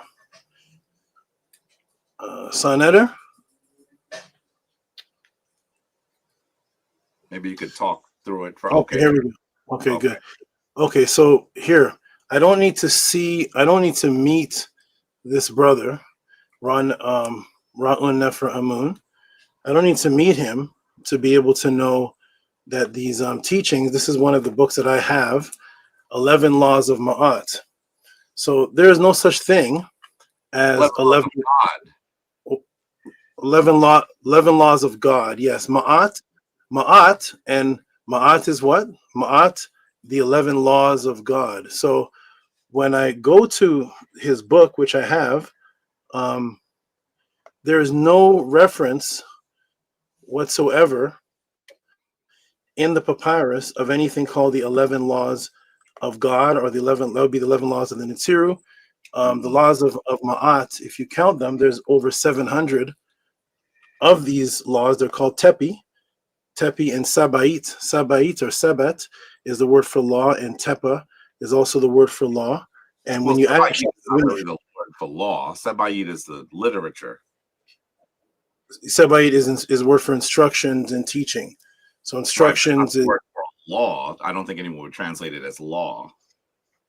Well, so it's the word for the instruction of what you should do, which in English is laws, ordinance, commandments, whichever one you want to use. But the Sebait and the Tepa, well, Tepa is instructions. And when you go to look at the origin of this right here does not originate in Kemet. This right here originates with Madame Blavatsky and the Rosicrucians. So I don't need to study under Ra-Nefer Amun. I don't need to meet Ra-Nefer Amun. What originates with Madame Blavatsky? Well, let me show you. Oh, so this right here, this is one of the things that was used right here. These 11 Sephirah. So these 11 Sephirah are called the Sephirah Tree of Life. Has nothing to do with Kemet. Has no Kemetic origin whatsoever. And this is what he puts on his book. The Rosicrucians use this, or Madame Blavatsky uses this. Like uses this. Wait, let me finish, please. None of this is of Kemetic origin. This is people adding in New Age occultism when there are 700 laws. You see the secret. This is from 1888. The Secret Doctrine of Madame Blavatsky. So from 1888, that is where that image is in 1888, and now that image is being used inside of and on the cover of his books, as if this has anything to do with Ma'at. This has to do with what's called the Kabbalah from the Jews and Madame Blavatsky and Albert Pike. So I don't need to meet the good brother Ra-Nefer Amun to know that his teachings are coming from these people right here. There's not one Kemetic image or reference, and his past is Rosicrucian. If you look up Ra-Nefer Amun's past, it's Rosicrucian. He kept this part from the Rosicrucians and from Madame Blavatsky and Albert Pike. This has nothing to do whatsoever with Kemet. There is no 11 laws of Ma'at anywhere mentioned by any of the scribes. And this is an example. I just want to give the facts to let you know that I don't have to meet an individual to debunk and show people that, hey, this is not Kemet. This is not Amenemopi. This is not Ptah-hotep. This has nothing to do with the Nile Valley. The number 11 in laws and Sabait is not mentioned anywhere in the Nile Valley. It is in the Rosicrucians. It is in Albert Pike and Madame Blavatsky. But if you could show me this in the Nile Valley, coming from the papyrus and the Sa.neter, I'd be open to it. But I'm not going to teach the 7-year-old son and the new people coming in, you know what, there's 11 laws of God and 11 laws of God in Ma'at, and here's what the image looks like. No, that's New Age occultists from 1888. So therefore, no, I don't need to meet. That's an example of what I mean when I say I go around and I look at the people that claim they're teaching Kemet or shrines or whatever it is they may be, and I don't need to go build with these people. No, I'm just going to teach. I don't need Ra-Nefer Amun. What I'm saying, I think that we need to clarify a few things. First of all, you showed the Kabbalah. The Kabbalah has a much more ancient origin than Madame Blavatsky. So to simply say that simply because Madame Blavatsky said something and someone else said something that they got it from her is a little bit of I think it's a little slippery. It doesn't really work very well. But I really want to say to you that I'm not. Do you agree though? Wait. I'm not saying that you have to study with him. I'm simply saying that it sounds like you've critiqued him, and a book that he wrote in 2017, by the way. He's been around since the 60s, and you're critiquing him about a book that he read that he wrote in 2017. And you said that the reason why that you're uncomfortable with what he's talking about is because he's talking about things that don't come from Kemet. One of the first things you said tonight is that you teach about feng shui. Okay, so you did say that. And if I'm not incorrect, I never said feng shui came from Kemet. If I'm not incorrect, and you look at your site, This is your site, right? Sa.neter, please share. Let me address. I never. So first off, wait. I'll let you, brother. I will let you come back in. I promise I will. But if you look at so much of what you actually teach, based on what you said, I'm not even exactly sure how. I mean, you. What is point one of them out? Point one of them out, please. Wait. I'm listening to what you said. Yes. Right? I'm listening to what you said. You talk about let's see. I've not looked at your page, right? And that's not my page, by the way, but can carry on. It's not yours? That is my students' page, but the pod class is where I'm answering questions on. You mentioned feng shui. So you're saying that your student is incorrect? That he's wrong? I never said that he's incorrect, but you brought up what I teach. This is from what my students are teaching, which are coming directly from the words of the scribes, the teachings of King Amenemhet. They're reading from. Do you see the title? Look at the titles there. Do you see the titles? The titles. Drug Wars of Primordial Vision? He's teaching about his life. That's a documentary. That's a beautiful thing, by the way. Documentary. Everything comes from Kemet. This doesn't look like Kemet to me. What is it? I never said that this comes from Kemet. Why are you changing what I'm saying? I never said anything like that. All from Kemet. My teachings. You're looking for something, and it's very weak. You're looking for something to be wrong. This is a brother's personal walkthrough documentary of his life and things that he's going through. Brother, it's on the institution that you created. Yes, and my students have the right to teach, to talk about their personal life and how they've made transformations. On the House of Aten? The images are nothing more than European. Absolute. Excuse me. May I answer? 100%. Absolutely. If a brother has a testimony of the change of his life and how the teachings of the scribes and Tehuti changed his life and how he's more disciplined now, and he's showing that he's setting alarm clocks, he's waking up, he's going out into the world of chaos, he's able to eat better food, he's able to exercise and jog now, absolutely he's his personal development. Are you trying to critique someone's personal development? Like what is it? No, I have no problem. What is it wrong with it? This is what Kemet teachings has done for him. It's given him better personal development. I have a problem with what is it that you're what is it? All he does, you said that all of this comes directly from the Kemetic scribes. I don't see oh my goodness. Wow, you're really trying to find something, and it wasn't hard. It was really not hard. Because wow. It was not hard. My students teach from my students' channel is teachings from Kemet, and then they give testimony. They make beautiful videos of the testimony. Does this have to do May I please? They make beautiful. Wow. Oh, let me know when you're done. I'll let you. I will. This has nothing to do with Kemet. Look at all the Tamu here. What is happening? You said that all of this comes from Kemet. You're trying to find I just clicked on one video. This is bad. That's what you said. I'm actually challenging. Challenging. Hold on, wait a minute. You want to start a debate on that? What is it? Challenging you.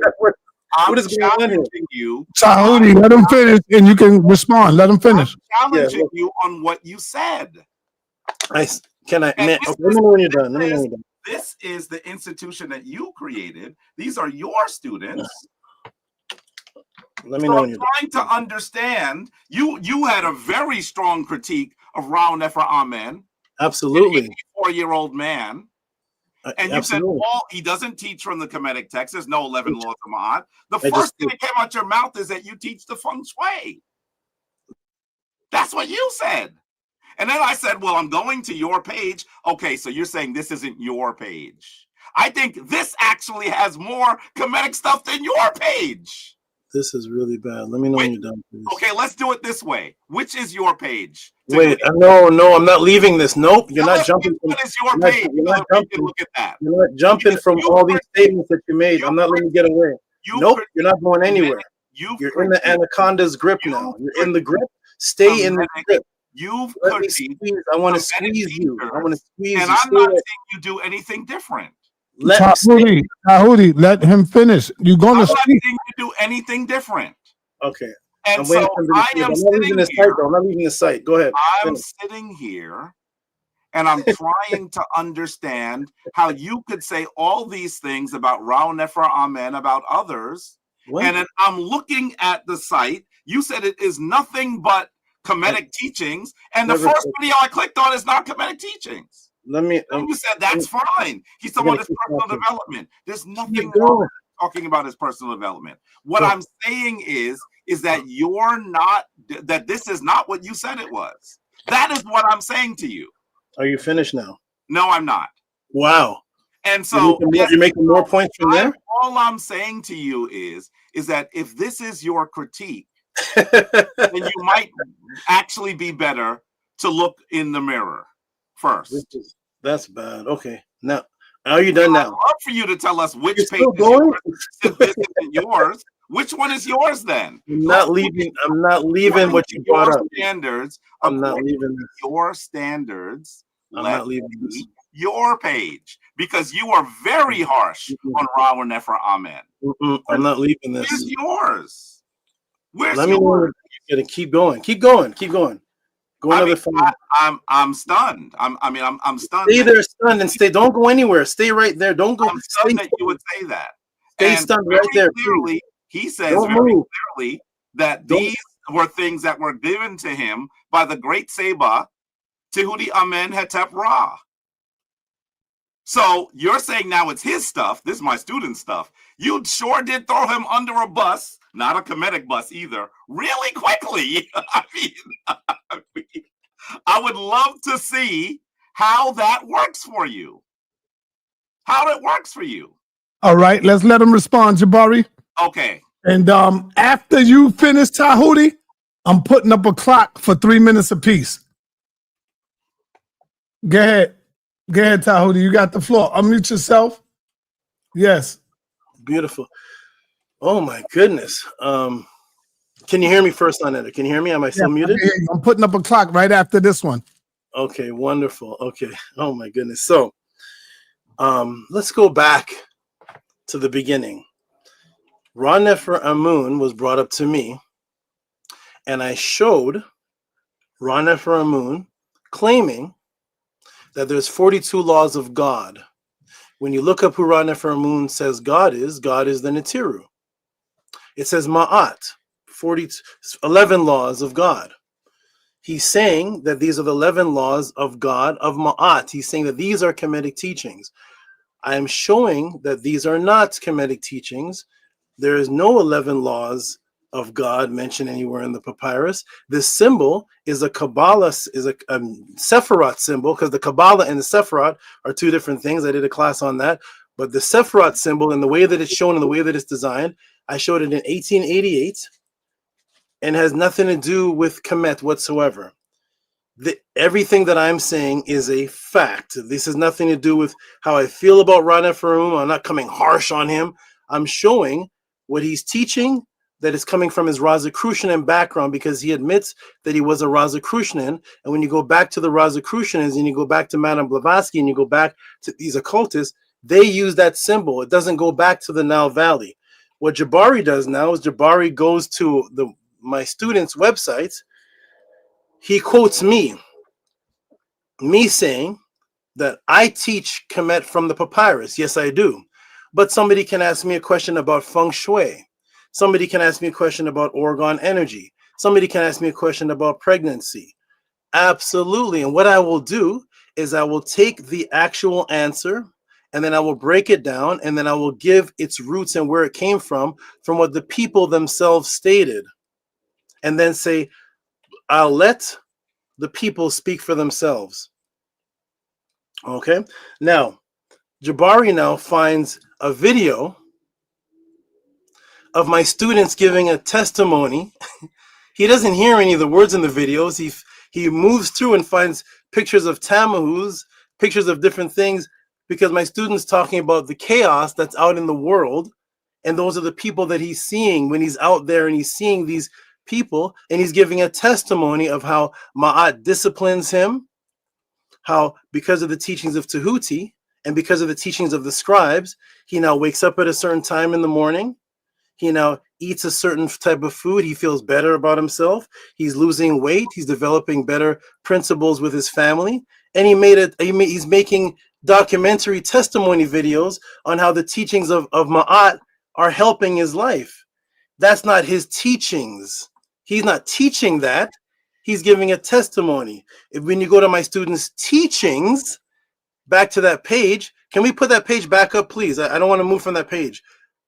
Please put that page back up, Jabari. Whoever put that page up, put it back up so I can show it, or I'll go to it if Jabari wants to take it down. I'm working on something here. Okay, so I'm gonna go back to the page and go to the teachings. I don't understand. Is this working? Oh my gosh. Okay, here we go. Okay, we're gonna go to YouTube and go back to the page. And I said, my students teach from the Kemetic scribes. That's what they teach. Wow. Now this.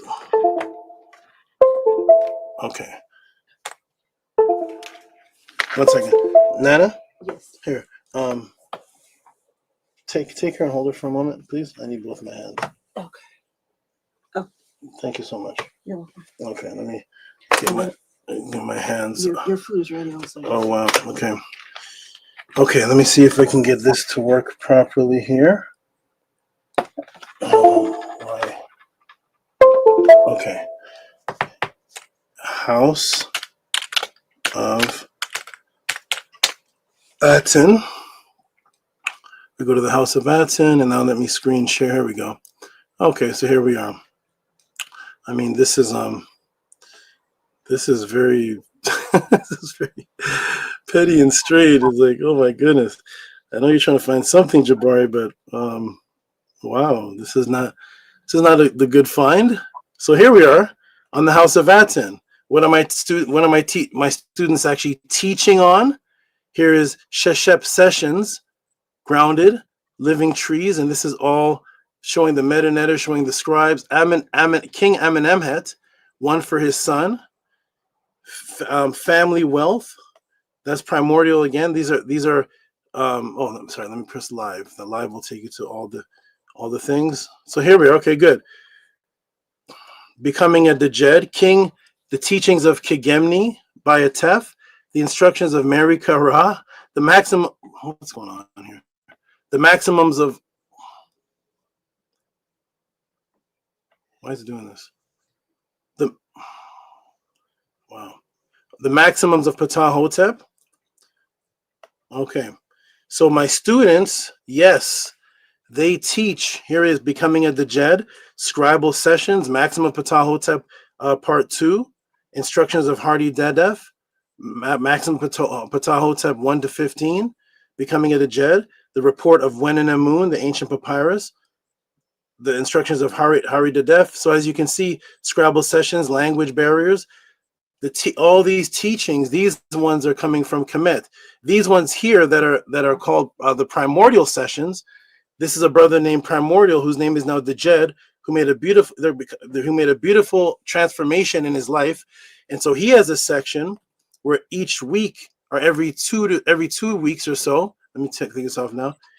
He makes a testimonial video of how the lessons and how his life has changed and how his wife is better to him and how his communication is better with his children, and he shows what he does. He takes images and he's talking, so he's narrating and he's showing images of confusion, all the Tamhus and everybody running around, and he's looking at it from his perspective, that all these people are running around and he's staying disciplined like a Dejed, and he's waking up in the morning. When it showed the person jogging, that's coming from the internet.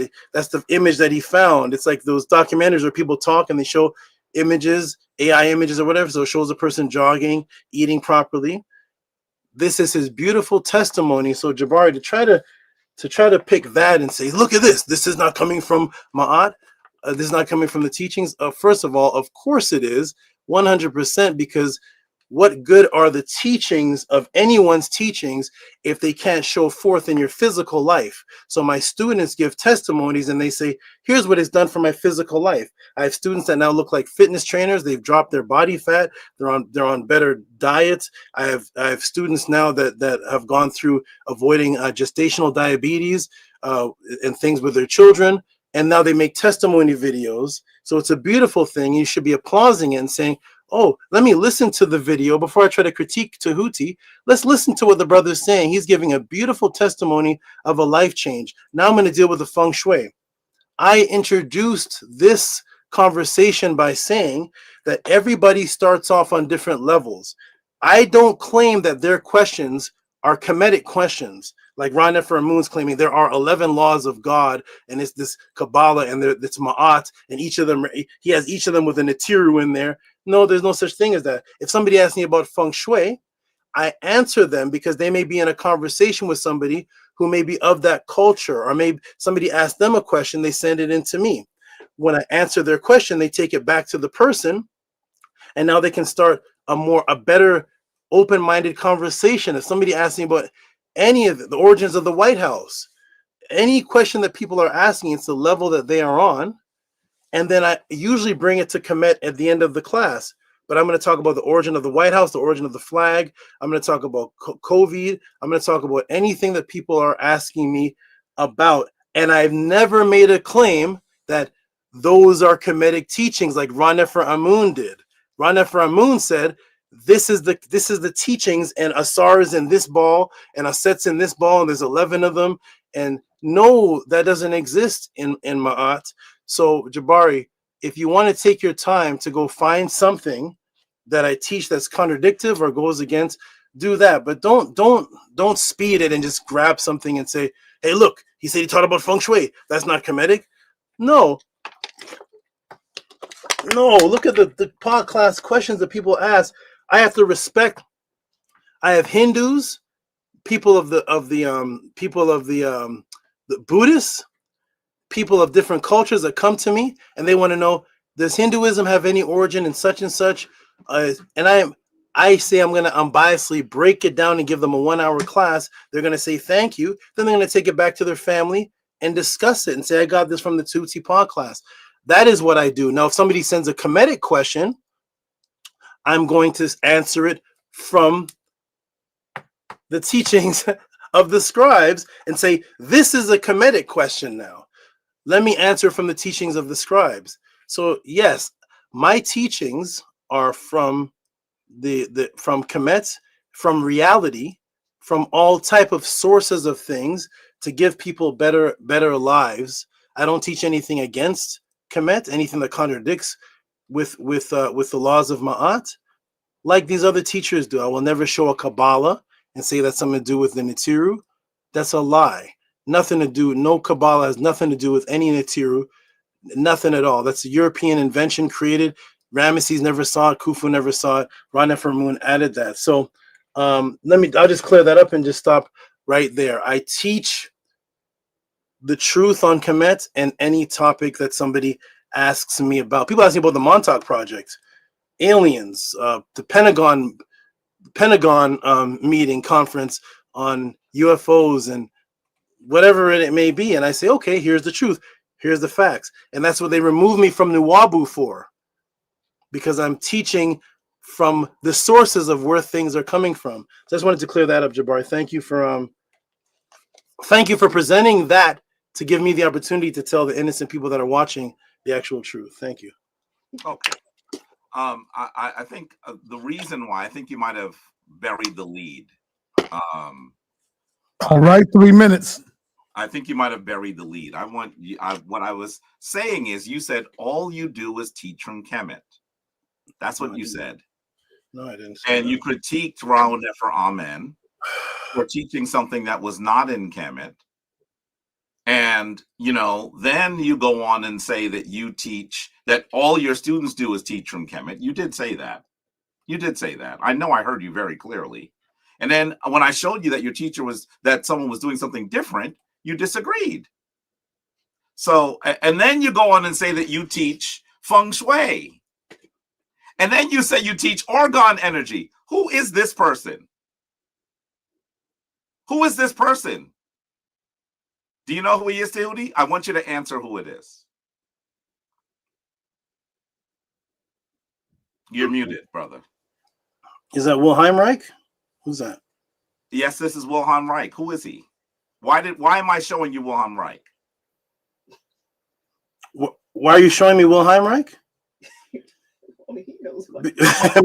you know why, but because I want you to clarify that you know. Okay, let me answer for Jabari. So Jabari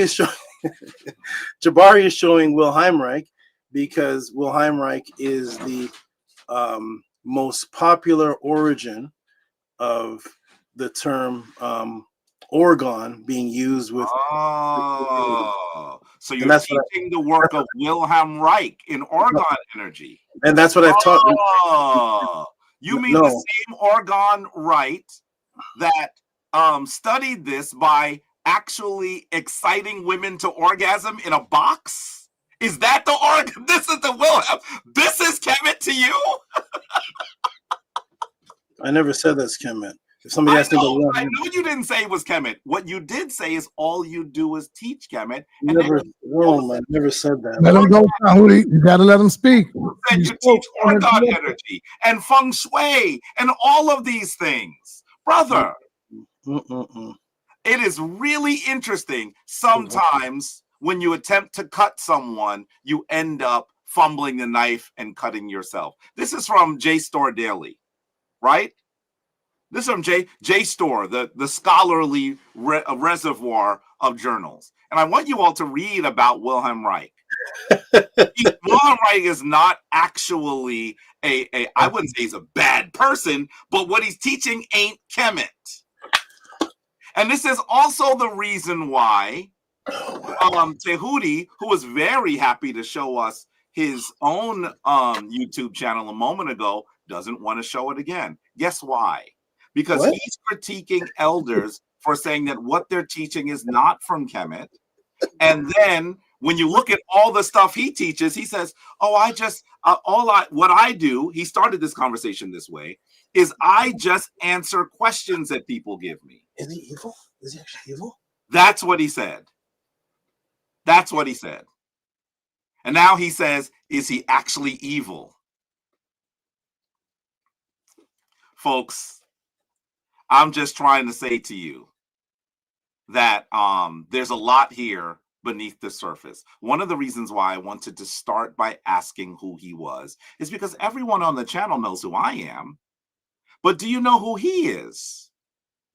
When he has all of these critiques of elders who have been putting in work in our community, yet when we actually look at what he does, we are looking at a self-trained person who studied under Malachi York and was kicked out by Malachi York. Someone who has not studied in a Kemetic community. My understanding is that he's a magician. That's what he does for a living. And at the same time, he tried to smear with an offhanded comment, someone who was a scholar, someone who teaches at a university, someone who teaches African history at a university, by the way. Are you hearing this? And so what he tries to do is he unmutes and he whispers to his wife. This is, I want you to be really clear.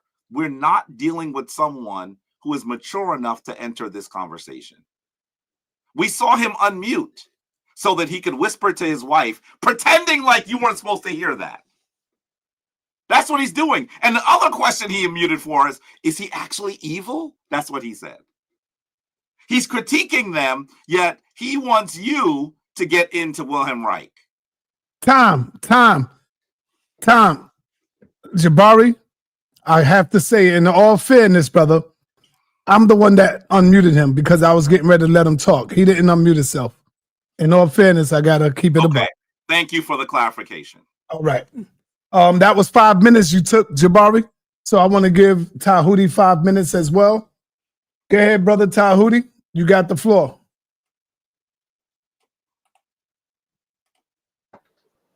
Okay. Thank you, sa.neter. Yes. As we see the demonstration of the this is desperation. I'm not sure, but when a brother doesn't know what to latch onto, and he starts creating narratives, even the unmute now becomes an angle. Sa.neter is muting me and unmuting me. My hands are like this. I'm like this, and sa.neter is the one muting me and unmuting me, and Jabari creates a lie, an outright blatant lie. No investigation of that. Just outright says, see what he's doing? He that's how fast Jabari can come up with an actual lie. That's why I'm wondering, is this evil? What's happening here? My hands are like this. I'm like, and Jabari's like is saying, look, he's unmuting it, he's saying something, and then he mutes it again. Then he has a whole story. And my hands are like this, and I'm like, oh my, and I'm saying to one of my ladies, is he creating something, a parallel universe? Wow, it's sa.neter muting me and unmuting me. But that's just an example of don't know what to hold on to, so you have to just grab anything. Look, he's mute. Let me create a story about that. The poor brother is trying to find something. I never said I teach on Oregon energy, that's my teaching. No. If somebody sends a question to me, who is Adolf Hitler in the Third Reich? And did Adolf Hitler have any parts of such and such, such and such? Was Adolf Hitler a worse killer than whatever? Is it true he wasn't? Is Nazi a true term of Adolf Hitler? Did he do such and such, such and such? And I say, beautiful question. Whatever you want to know about Adolf Hitler, wonderful. I'm not going to be biased. Send it into the pod class, and I'm going to give you a breakdown, build up on Adolf Hitler. For whatever that does for you, that may change that person's entire life. I'm not to judge. I'm not teaching Adolf Hitler as Tehuti. I'm not teaching the teachings of Adolf Hitler. No. People are asking historical questions of things that may affect them. If we were to take it as literal as what Jabari's saying, people send me questions in about gestational diabetes. They're pregnant. I'm not pregnant. I'm teaching the origins of gestational diabetes. I'm teaching what to do to make it better. I'm teaching where it came from. I'm teaching the history and the science of something. You could ask a question about whatever it is that may affect you. People ask about Christmas. Jabari, I've seen done a class on Easter. If somebody asks Jabari, Jabari, can you tell me about Easter? He may say, well, listen, it comes from Ishtar. Here's the origin of it. I'm not going to now grab that and say, look, Jabari is teaching that Easter it's Kemetic. Easter's a Kemetic holiday. It really is. No, he's teaching on the origins of Easter because somebody asked him about it. The origins of Christmas. People ask me questions about Halloween. People ask me questions about the Yuletide, whatever it may be. The pod class is open because I want everybody to feel comfortable starting on their path. So they may ask a question that I don't believe in, but I'm going to walk them through and show them different truths in it. My last class was on De los Merite. That was my last class this Saturday. Do I practice De los Merite? No, but I'm going to show the origins of it, what's changed of it, how the European altered it, the dates that's changed, how the origins, some of the animals tie into Kemet, the different original names, the months, how it turned from 2 months to 2 days. And the person can say, wow, I didn't know that. I'm Mexican, and I didn't know that. Thank you, Tehuti. I'm going to take that back to my parents and drop that on them.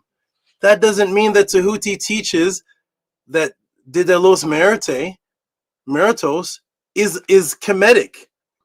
So to pull up Will Heimreich, you could have pulled up Adolf Hitler, pull up the guys who made the Montauk Project. You could pull up whoever put together COVID. I'm going to teach on it. But I'm not saying that Oregon Energy, Will Heimreich is Kemetic. I'm going to teach on what the person asked me about. Like when you go to geography school and then you go to the next class, and the next class is on English, and you may learn about Hamlet, or you may learn about Shakespeare. Somebody says, Jabari, could you tell me who Shakespeare is? And you start talking about it. Does that mean you're teaching Shakespeare's Kemetic? That is utter ridiculousness. You're just going to give that person the truth on Shakespeare. And then you're going to say, and at the end, what I'm going to do is I'm going to say, let me show you some original poetry coming from the scribes of Ma'at. Here's where poetry was invented. Let me show you a literary. Let me show you the palindrome. of Ptah and Hotep going back and forth. Let me show you original rhyme schemes. Let me show you where rhymes actually came from for anybody to have poetry at all.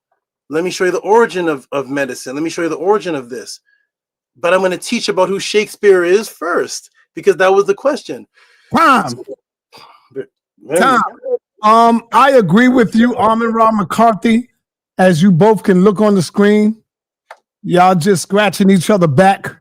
And I think we need to get to, let's find a debate topic already. You know, enough of the playing. Y'all know, you know what he agrees with in teaching now, Jabari, and Tehuti, you knows what Jabari teach and disagree with. Y'all both secretly watch each other, so let's stop playing the game.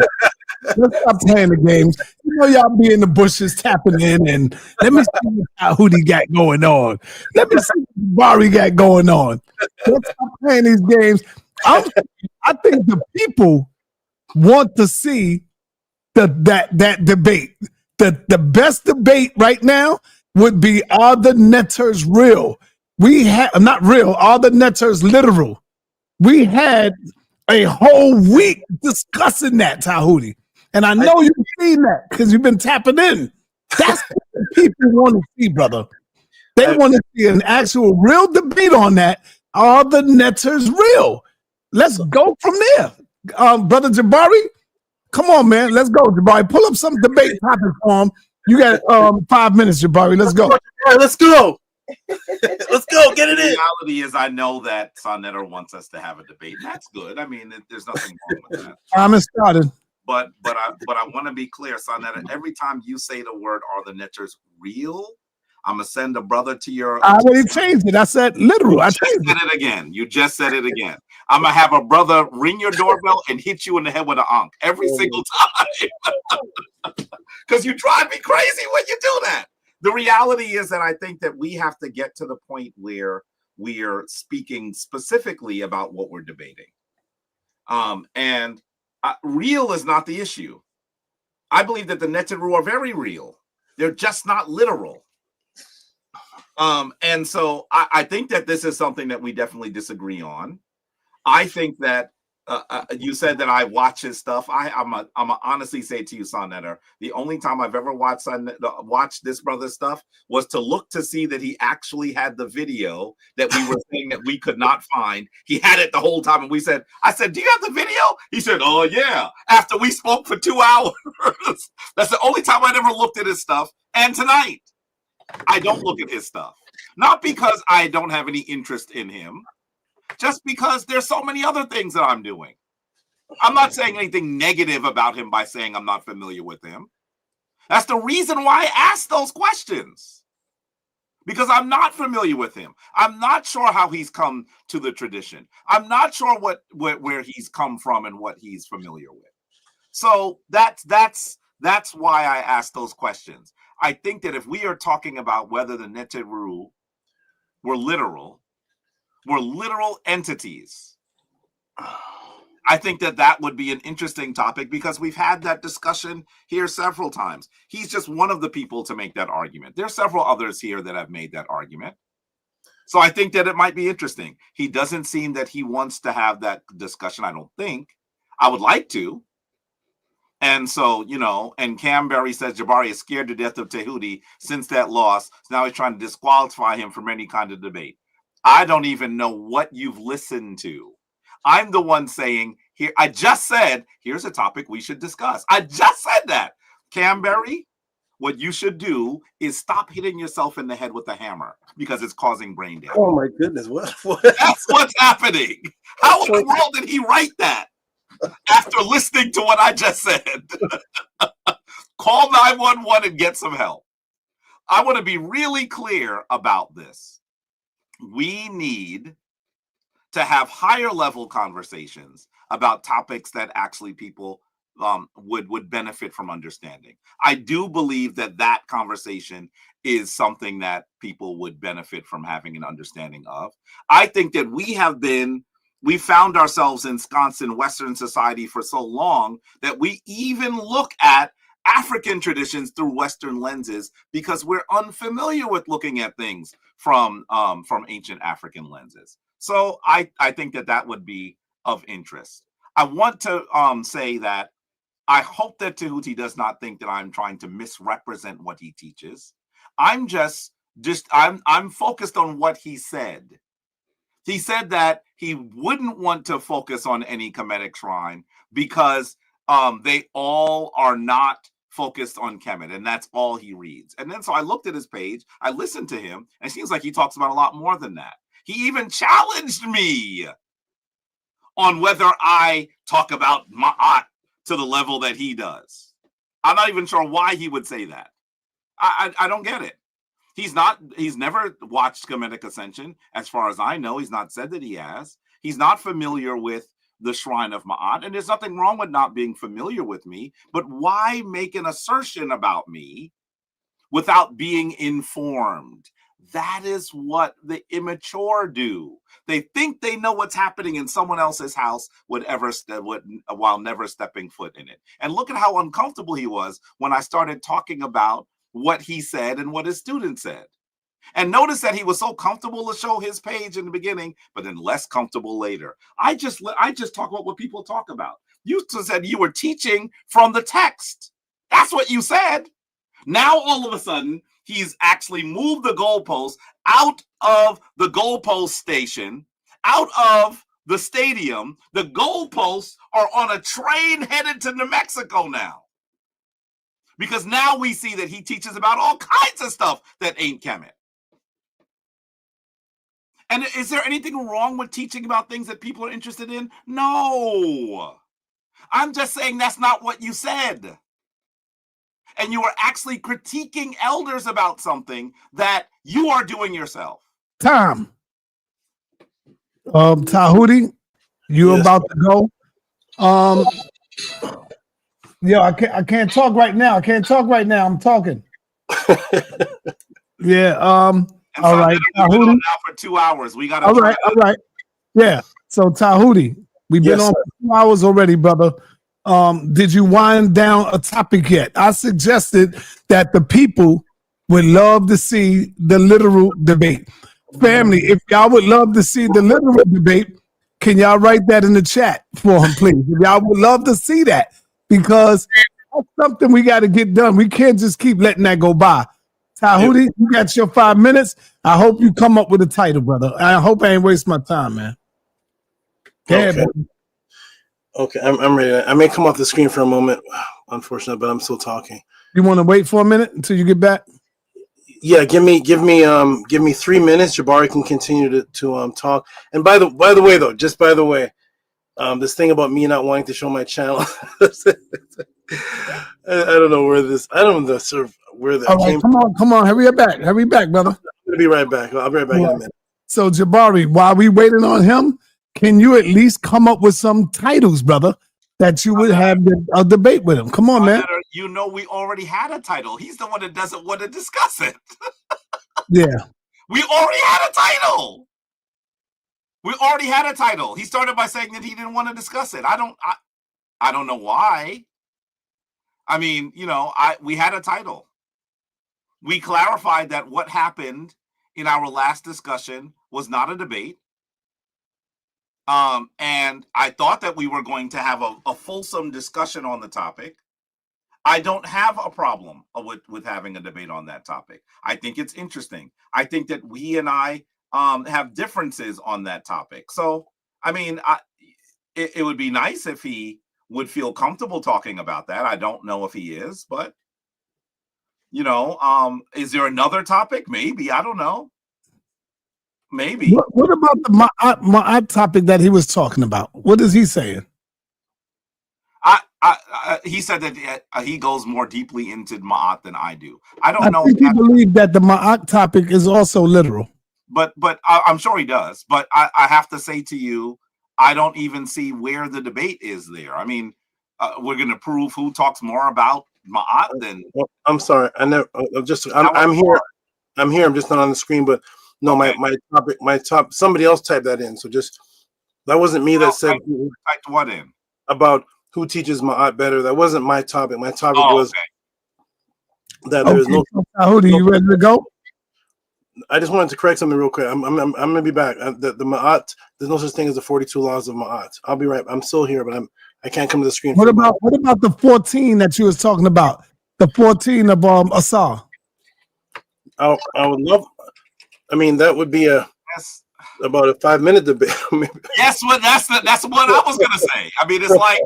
Why are you running from the literal debate, brother? Why are you running from that? I'm not running from it, but I set my premise already. But you have me. Nobody. It's like a lot of people didn't see that debate, bro. They didn't see it, and they want that debate. Come on, do it for the people, man. I will. Give me about 40 seconds or so. I'll be on the screen. I will have my time. Let you and Jabari try to eat food while we try to talk. Okay. Come on, brother. All right, come on, talk to us, Jabari. Wait, is that what you're doing? I have to eat every 2 hours. Yes. Go ahead, Jabari. Let's just go.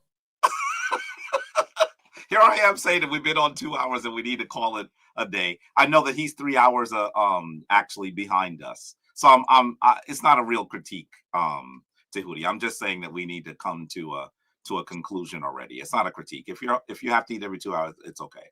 But I mean, it's just, it's 9 o'clock for you. It's 12 o'clock for us. And so I'm just trying to come to a conclusion here. And I really do think that we have to, the topic that we already discussed, I even think that that's not necessarily a full topic. But we had a conversation, and Jason Kirkland says, wait, Jabari, you had a bowl of soup the last time you had a discussion. I continued to talk. I'm not saying you can't eat. I'm saying he stopped so he could eat. That's all I'm saying. And, sa.neter, I'm going to say there's a lot of names that we don't see on this channel on here tonight. I think someone has their students all through up in the chat saying ridiculous stuff. That's what I think, but it is what it is. I just believe that if we're going to get to a point where we're able to have a real discussion, we should probably try to discuss something that we've already spent some time flushing out, and we did already try to flush that topic out. So, Okay, I'm back. Hey, let's hear from some of you in the chat. If y'all could come up with something good, might get something good. I suggested inviting the people to the panel to ask us questions. Eat your food, brother. Eat your food, man.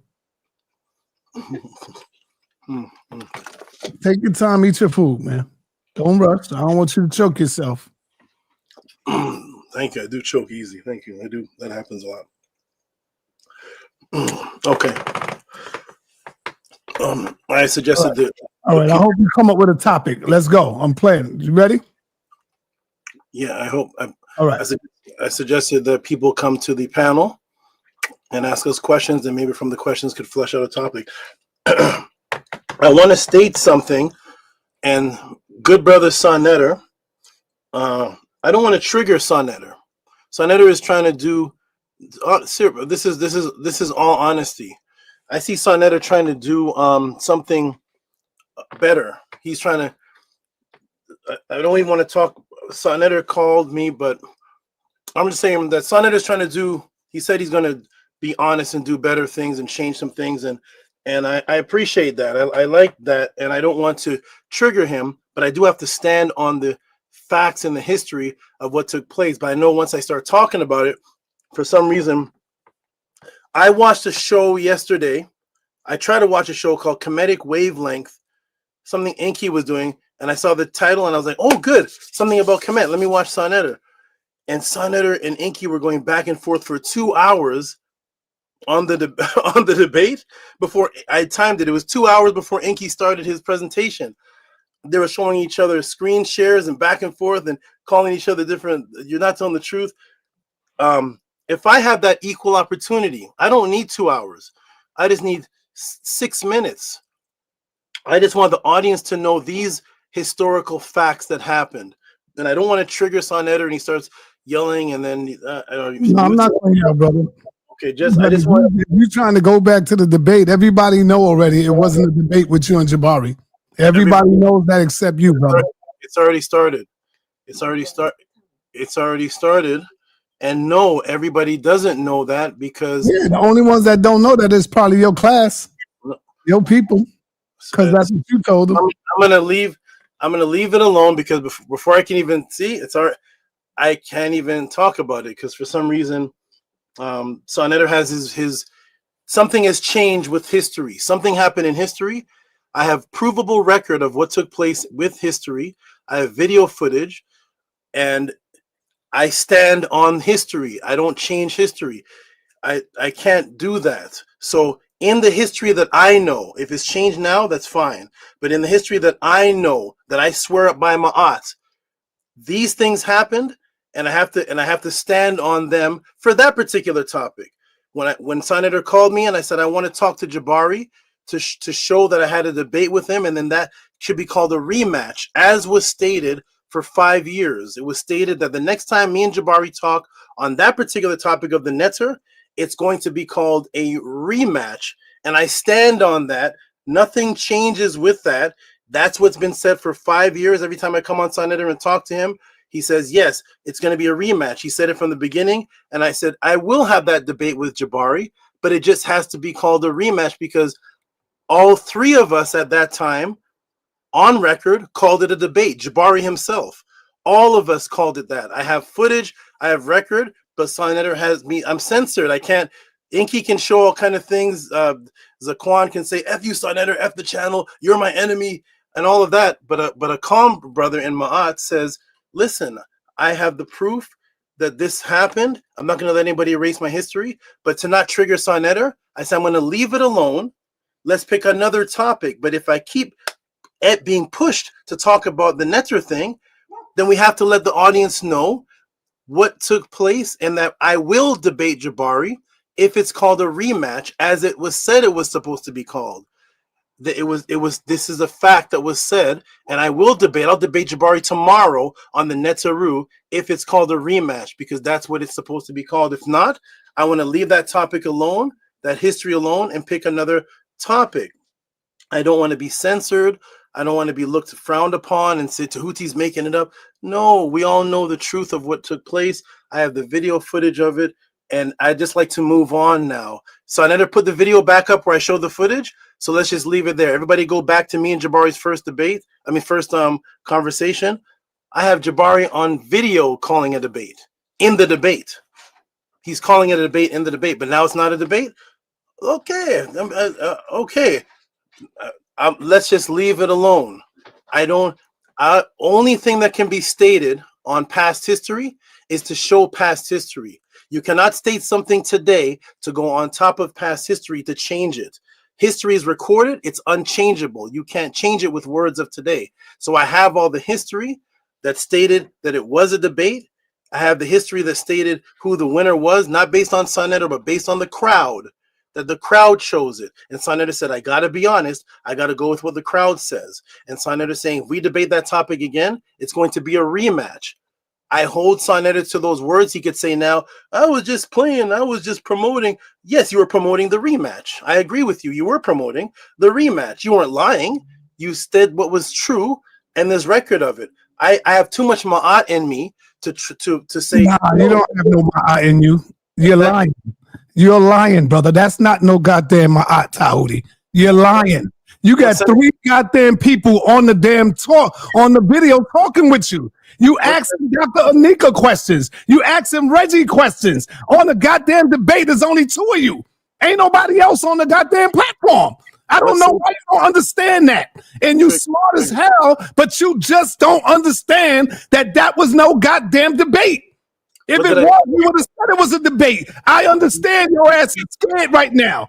You scared to deal with real literal. That's all it is. And so you want to keep running back to that simple ass shit about, yeah, man, it was a debate. It was no goddamn debate. All the people know that's over here know what a debate is and what not a debate is. It's 4 people on the goddamn video. Come on, brother. What did I say that was a lie? What's the sentence I said that was a Get lie? me upset when you're trying to tell me what a debate is and what not a debate is. Our people know what a damn debate is. Was it on Zoom? No. Was it charged? Was people paying for it? No. None of my debates were paid for. It was 4 people on the goddamn debate, on discussion. None of my debates were. Reggie, Dr. Anika, and Brother Jabari. And you asking each one of them questions, brother. Now, if the people want to say you won the discussion, fine. You won the discussion, if that's what they're saying. But it was not a debate. And I think you are afraid to deal with that. That's why you're using that to run from it. Because if you really believe they were literal, then beat his ass again and show the world that you can beat him. That's all you got to do. Stop the tiptoeing through the tulips, brother. I love you, Tehuti. I respect you, brother. Yeah, you're getting too angry for that. Chatty patty stuff, bro. Okay, I just wanted to know what sentence I said that was a lie. That's all. I said a lie. Which sentence was a lie? You said dude had a debate, and it was not a debate. You keep thinking and fixing your mind that it was a debate. I said that all 3 of us called it that. Is that a lie? Did all 3 of us not call it a debate? Yes or no? Just yes or no. Am I lying? Am I being persecuted for lying? Is that a lie? Just to go ahead and tell me. Come to the screen, sa.neter. Look at me and tell me. Jabari called it a debate. Yes. What did he say? You would like me to share my screen, or am I censored? Yeah, you can share your screen. Go ahead. Thank you. I don't even know. You know what? We don't even need to go back down this road. Debate. Sa.neter did it. I knew it. Sa, come to the screen. Let me see you. I want to see you. Let me see you. Nah, because you want to play games, man. I want to do the damn debate, bro. I'm not, because all it's going to do is keep going back and forth with us, brother. I don't want to do all of that, man. I want to get this debate done. If you want to debate, if you don't, then fine, brother. We'll move on. This is what I said from the beginning. I never said I wanted that debate. I said I wanted to move on. I never said I wanted to have a debate with Jabari about the Natiru or literal. That's not even the title. I told you that. You know, let's ask Jabari right now. Jabari, you agreed to that title, brother. You agreed to that title. No, it's sa.neter. Oh no. Okay. We had a phone conversation. You forgot. sa.neter? You remind him, Jabari? Oh my goodness. Okay. I don't even use the word literal. I don't use the word literal when Jabari's talking. I never said the literal. Yeah, you use the word real, and Jabari say literal. And when it comes to real, me and Jabari both agree they're real. The difference is he uses the word literal. He says they are real, but they're not literal. Isn't that correct, Jabari? They're real, but they're not literal. Is that correct? That's what you say, right? Absolutely. Okay. Absolutely. So then the debate 100 times. So then the debate could never have been where the nets are real, because Jabari agrees with me. They're real. His debate is that they're not literal. I don't even use that word. I said that the ancient people, the Natiru, were physical, touchable, were beings to the people of Kemet. They taught that. The scribes taught that. That's what they taught. Did they teach that, Jabari?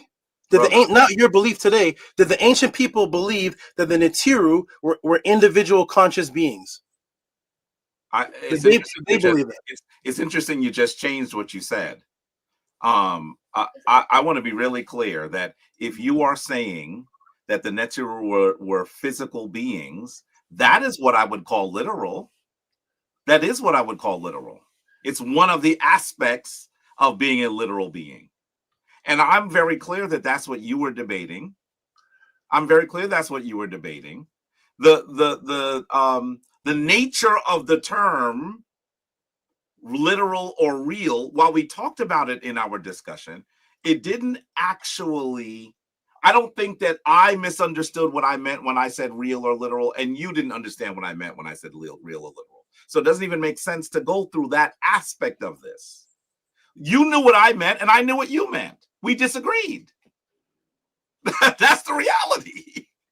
So to when go when I gave sa.neter my title, he said no. He said no. He said no. Jabari's going to agree with you. Isn't that right, sa.neter, on the phone? I gave sa.neter the title, and sa.neter said no. Of course, they were beings to the people. Jabari knows that. Reggie knows that. Is that true, sa.neter? Yes. Here's what I said, brother. Yes, they were so-called real to some of the people. Just like today, people think that the story in the Bibles are real. but that don't mean they were real because some of the people in Kemet believed that they were real. That's Now, what I said. Does Jabari back? The Jabari back? Is that true, Jabari? Jabari is telling you that they are not literal. Debate that, brother. The conversation was, you asked the question, are you saying that no one in Kemet believed that the Neteru were physical beings? And I said, I would, wait. And I said, I would never say that, because when you're talking about a large populace, there are always people who have misunderstandings. But if you never said that. Kemetic, hold on. If you read the Kemetic text, you'll actually see that the Neteru are forces, are energies. And these forces or energies are powerful enough to create and to maintain the entire universe. Yes, they are real, but they're not literal physical beings. That is what I said. So when you're trying to say, did Jabari say that that the people of Kemet believe they're real? What you're doing is this is the definition of a straw man argument. That is not that. When you say that, you are misrepresenting what I said, and you're misrepresenting what Reggie said, and you're misrepresenting what Sa said. Who is? I never said you said that. You. I never. So what's happening here? I quoted sa.neter, not you. No. I never said that. I never said that you said that. So me and sa.neter were on the phone. You said sa.neter said that, and Jabari, you agreed, correct? That's what sa.neter. I'm quoting sa.neter. That's not me talking. No, but sa.neter said that, Jabari, not me. Sa.neter said, no, that can't be a debate because I know that and Jabari knows that. That's sa.neter talking, not Tehuti. Right, sa.neter, talk to him. I'm lying again. Wait, I didn't say you were a liar. I don't. Listen, I'm very cautious. I'm very cautious on using the word lie, but I do think you're misrepresenting the conversation. The man is right there. Ask him. That's sa.neter. Is that what you said? He just said the same thing I said, Tehuti. Sa.neter said that won't be a topic because Jabari already knows that, and so does Reggie. No, he said, wait. Your indefinite article. Let sa.neter speak. Your indefinite article that is doing a lot of work. When you say knows that, what is it that Jabari knows? Say it, sa.neter. All right, ask me the question and I will say it. Go ahead, ask me the question, Tehuti. Ask me the question you asked me on the phone, and I'm gonna say it again. Okay. My question, well, my topic was that the scribes of Kemet taught that the Neteru were beings to them. No, you said real. They're sentient, interactive beings. They are real, yes, but we don't use the word real to the people in Kemet. Yes, yeah, real as in they're interacting with them as the individual Neter have their own consciousness. They're real to them. Said Jabari is not going to debate that topic because he knows that, of course, some of the people may think that they were real. Just like the people today, they think that Allah and the Prophet Muhammad and all that stuff is real and literal. Just like they think that Moses and Jesus were literal, were real. The same way it was back then in the Kemet. The question Jabari knows that. So if Jabari knows that, then that. Wait. This is what I think that you're doing that is disingenuous. Oh my you are taking part of the conversation and omitting the conversation and adding absolute language. You said, are you telling me, Jabari, and you said this to sa.neter, and I was also in the conversation, that no one in Kemet believed that the Neteru were physical beings? And I said, I never say that. I never talked like that. You never said that. What's this? This is really untruth. I said the scribes taught that. I never said, did no one believe it? Did some people believe? I don't even talk like that. I said I teach that the scribes taught that. The scribes penned that. Not some people did, some people didn't. No one believed it. Some people. I don't even talk like that. I said the scribes. Tehuti, that wasn't the question we were responding to. Now you're inserting an answer from another question and pretending that we said what you just said. That's my stance, Jabari. That's my stance. Both sa.neter and I recall the conversation the same way, and you don't. That's my stance, Jabari, that I'm teaching with the scribes. Why is it that the two of us remember the conversation and you don't? So sa.neter remembers it just like I do. He said, no, he doesn't. No. He said, what you just said is a misrepresentation of the conversation. He just said it right now when he said, I agree with him. He said, yes, the people believe that just like the people that believe the Bible believe that the prophets were real. Yes. He said the people of Kemet at that time believed those neters were real, just like the Hebrews believe that not all the people, just like not all the people in this day and time. Some of the people believe that. Yes. All of the scribes.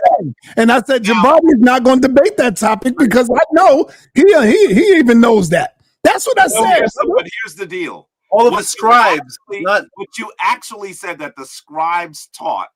Yes. That the neter were physical beings. Now, see, that is where we disagree. That's where we disagree. That's where the real that I'm talking about. That sa.neter said the Hebrews. Wait a minute. Wait. Well, I know that we don't agree on this. You're acting like I'm not aware of what your position is, and you're not aware of what my position is. Everyone on the green earth understands what our positions are. That's not the issue. The issue is that you don't want to debate it. That's the issue. No. That's the issue right there. This is the thing that we disagree with. That's the new narrative. Yeah, hey, Jabari, you know what? This is what y'all sorely disagree with, but he's running from it. He doesn't want to just debate it. And he's running from the best topic that the people would like to see. He's running from it. By the way, this is the topic that they would like to see you debate me on. This is it. This is the one that's going to get booties in seats. What is this? This is the one that's going to get booties in seats, Tehuti. Right. And I don't know why you don't want to do that. This is weird and crazy. Wow. Oh, my goodness. Wow. But Tehuti, this is the one, brother. This is the one, man. Come on, man. This is it. This is what I want to see. Of course. And yes, there is. I don't want to. Son, I don't want to trigger you. I want to talk to Jabari. Yeah, don't bring that up. Yeah, I don't want to because you're getting. Yeah, don't bring that up again. Go ahead, brother. The reality is, I don't want someone screaming. And I don't know why we can't just agree that after all of this discussion that's happened, and let's be clear, you really created something that didn't exist at the time of the conversation, and that's fine. That's fine. Just like when you see a heavyweight bout, sometimes it becomes a bigger interest because one of the parties was saying something. I was like, oh, I want to see if they're going to really go at that. You created that. And I know you got way more information today, Tehuti, than you had 5 years ago. You got way more information on it now. So if you want to talk about that or not, it's like you want me to say that, oh, he beat me in a debate, so us to have a discussion. You're not going to hear me say that because first of all, we had a discussion. Second of all, you did not win. Even in the discussion, you did not prevail. One of the things that you continually do is that when someone says something to you, you pretend you didn't hear it or you just laugh. You don't answer questions. You don't answer questions. I can answer with got you to answer some really interesting questions. Now this community knows who you are. And I'm going to tell you that's going to be problems for you. I am telling you that you telling us who you really are is going to have problems for you. I can answer with screen shares, but sa.neter does not want screen sharing. What? Either it's 12:30 at night. I have to get up in 5 hours. Yes. Are we gonna do it or not? I never came here. I never came here today to talk about doing that debate unless you call it a rematch. I never came here for that. Okay. Like we came here to discuss topics that would naturally organically come about. If nothing comes about, that's how we started this conversation. What is it that we disagree on? You started this conversation. That's why I'm here. We're not on the same page with you. Rudy, I don't believe you saying you ain't gonna do it unless Jabari call it a rematch. I really don't believe you doing this childish stuff. That's how you. Now it's this. Hold on, Jabari. I really don't believe gotta hear that this. I really don't believe you doing this childish stuff, brother. One of the things that Tehuti does expertly is he says one thing, and then the next time he says it, he says something different. And if you're not paying attention, you could think that what he showed you before is the same thing before. He's a magician. That's what he is. All right, so hold up. He started, wait a minute. He started the conversation that way. Is a time discussion a debate? No. I've done that many times when we have discussions with people. I will put up the time so that they can have equal time going back and forth. So a time discussion is not a debate as well. And so Tehuti, I mean, man, I mean, for real, people looking at you crazy right now, bro. You know the truth. You know the truth. This is just a waste of time, brother. You know the truth. Yeah, of course I know the truth. You already know the truth. You're the only one that don't know the truth. You're the only one that don't really know the truth. How can you fix your face, Tehuti, to think you was in a debate with 4 people on the goddamn panel? And you asking Reggie series of questions. You asking Dr. Nika series of questions. It's not you and Jabari going back and forth. That shit, the light bulb should go off, man. Right now. Come on, brother. This is light bulb should go off, but man. I want to clip just that one sentence. The light bulb should go off, man. But I'm sensitive. I can't. He's scared, man. He's scared to deal with what he teach. I'm petrified. I know. I'm the one that's brought up that. There wouldn't even be a debate if it was that first one. Wouldn't even be there if it wasn't for me. But I'm the one that's scared. Who brought up that topic? Jabari to say, yeah, you beat me, and then you can use that in the future. Yeah, look, I beat Jabari. He even said I beat him. He even said I got him. Jabari's not going to do that. I'm not asking for Jabari to do that. He's not doing that, man. I want the audience to know that you said that. You said it's going to be. I said that. I said, yeah, he won according to the comments in the chat. Yeah, I said that. And you said the next one's going to be a rematch. You said that, right? Yes or no? Yes, I said that. Okay, so here we are. Let's do the rematch. I'm here. What's wrong? What changed? What changed? I just want to know what changed. What is it that changed that I'm missing? Wow, man. Yeah, wow. No answer though, but wow. What is it that changed that I'm? What changed in reality that I'm missing? What is it that changed? It said it's going to be a rematch, so here I am. I'm here for the rematch. Now just tell the audience it's going to be a rematch. No, yeah, you really want to beat Jabari that bad, brother, huh? You really want to have a win on your belt. If you really want to win and beat Jabari, then do it right. Do it right, Tehuti. I'm not looking to the. If you really want a W and you really want to beat Jabari and have bragging rights, then goddamn it, do it right. Take them on one-on-one. And get in the goddamn ring and stop the tiptoeing through the tulips, brother. Your wives are sitting around you looking at you. And they're laughing. In their heart, they like, baby, please take this on. Please, baby, you got them. Oh my god! Wow, this is a movie. This is a movie.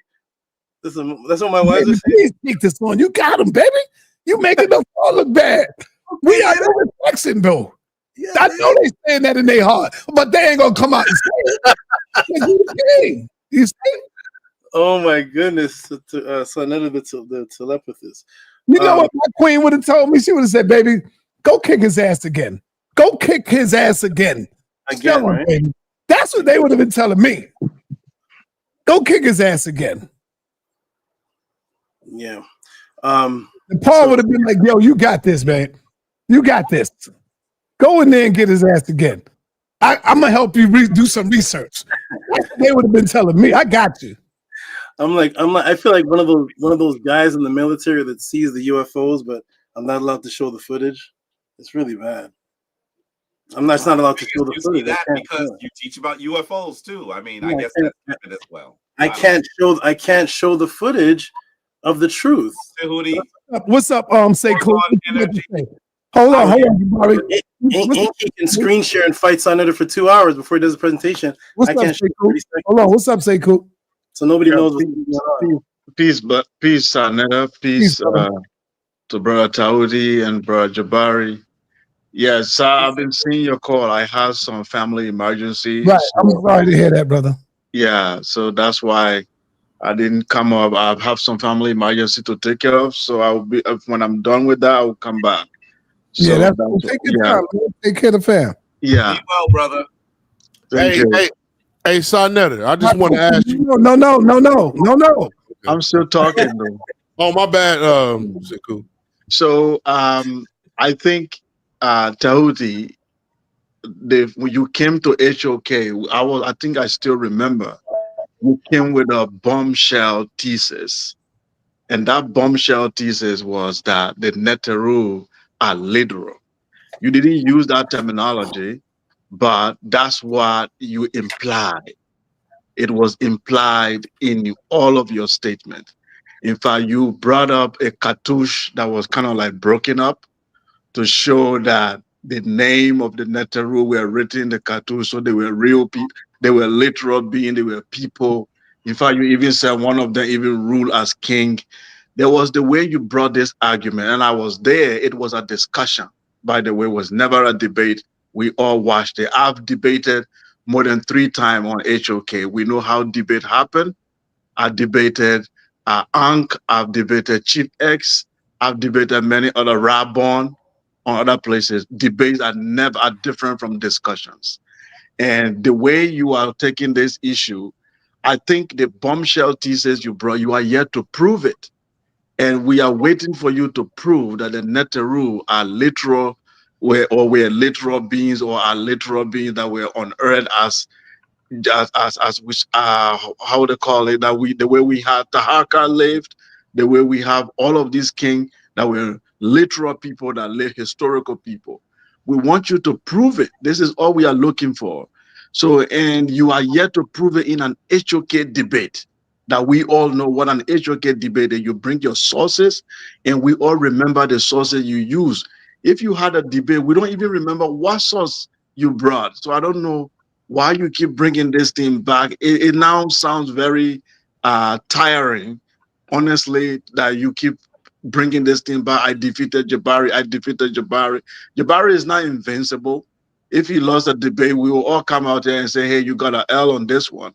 But the reality here is that you never had a debate, and everybody is saying it. So man up, come up with a debate, give your sources, and we want to hear it. For me, I'm curious. I'm very, very curious to know if the Neteru, I want to know. So I want to learn. But you are yet to prove it in an HOK debate. That's all we are waiting for. None of my students allowed to come on the... Am I mute? No, go ahead. None of my students allowed to come on the panel? Yes, if they come in. None of my students allowed to come on the panel? Yes, if they come in, they can get on the panel, brother. They could get on the panel. Okay, so is that Meadow Seneb? Why is that a question? None of my students are here. What Is that Meadow Seneb there in the back?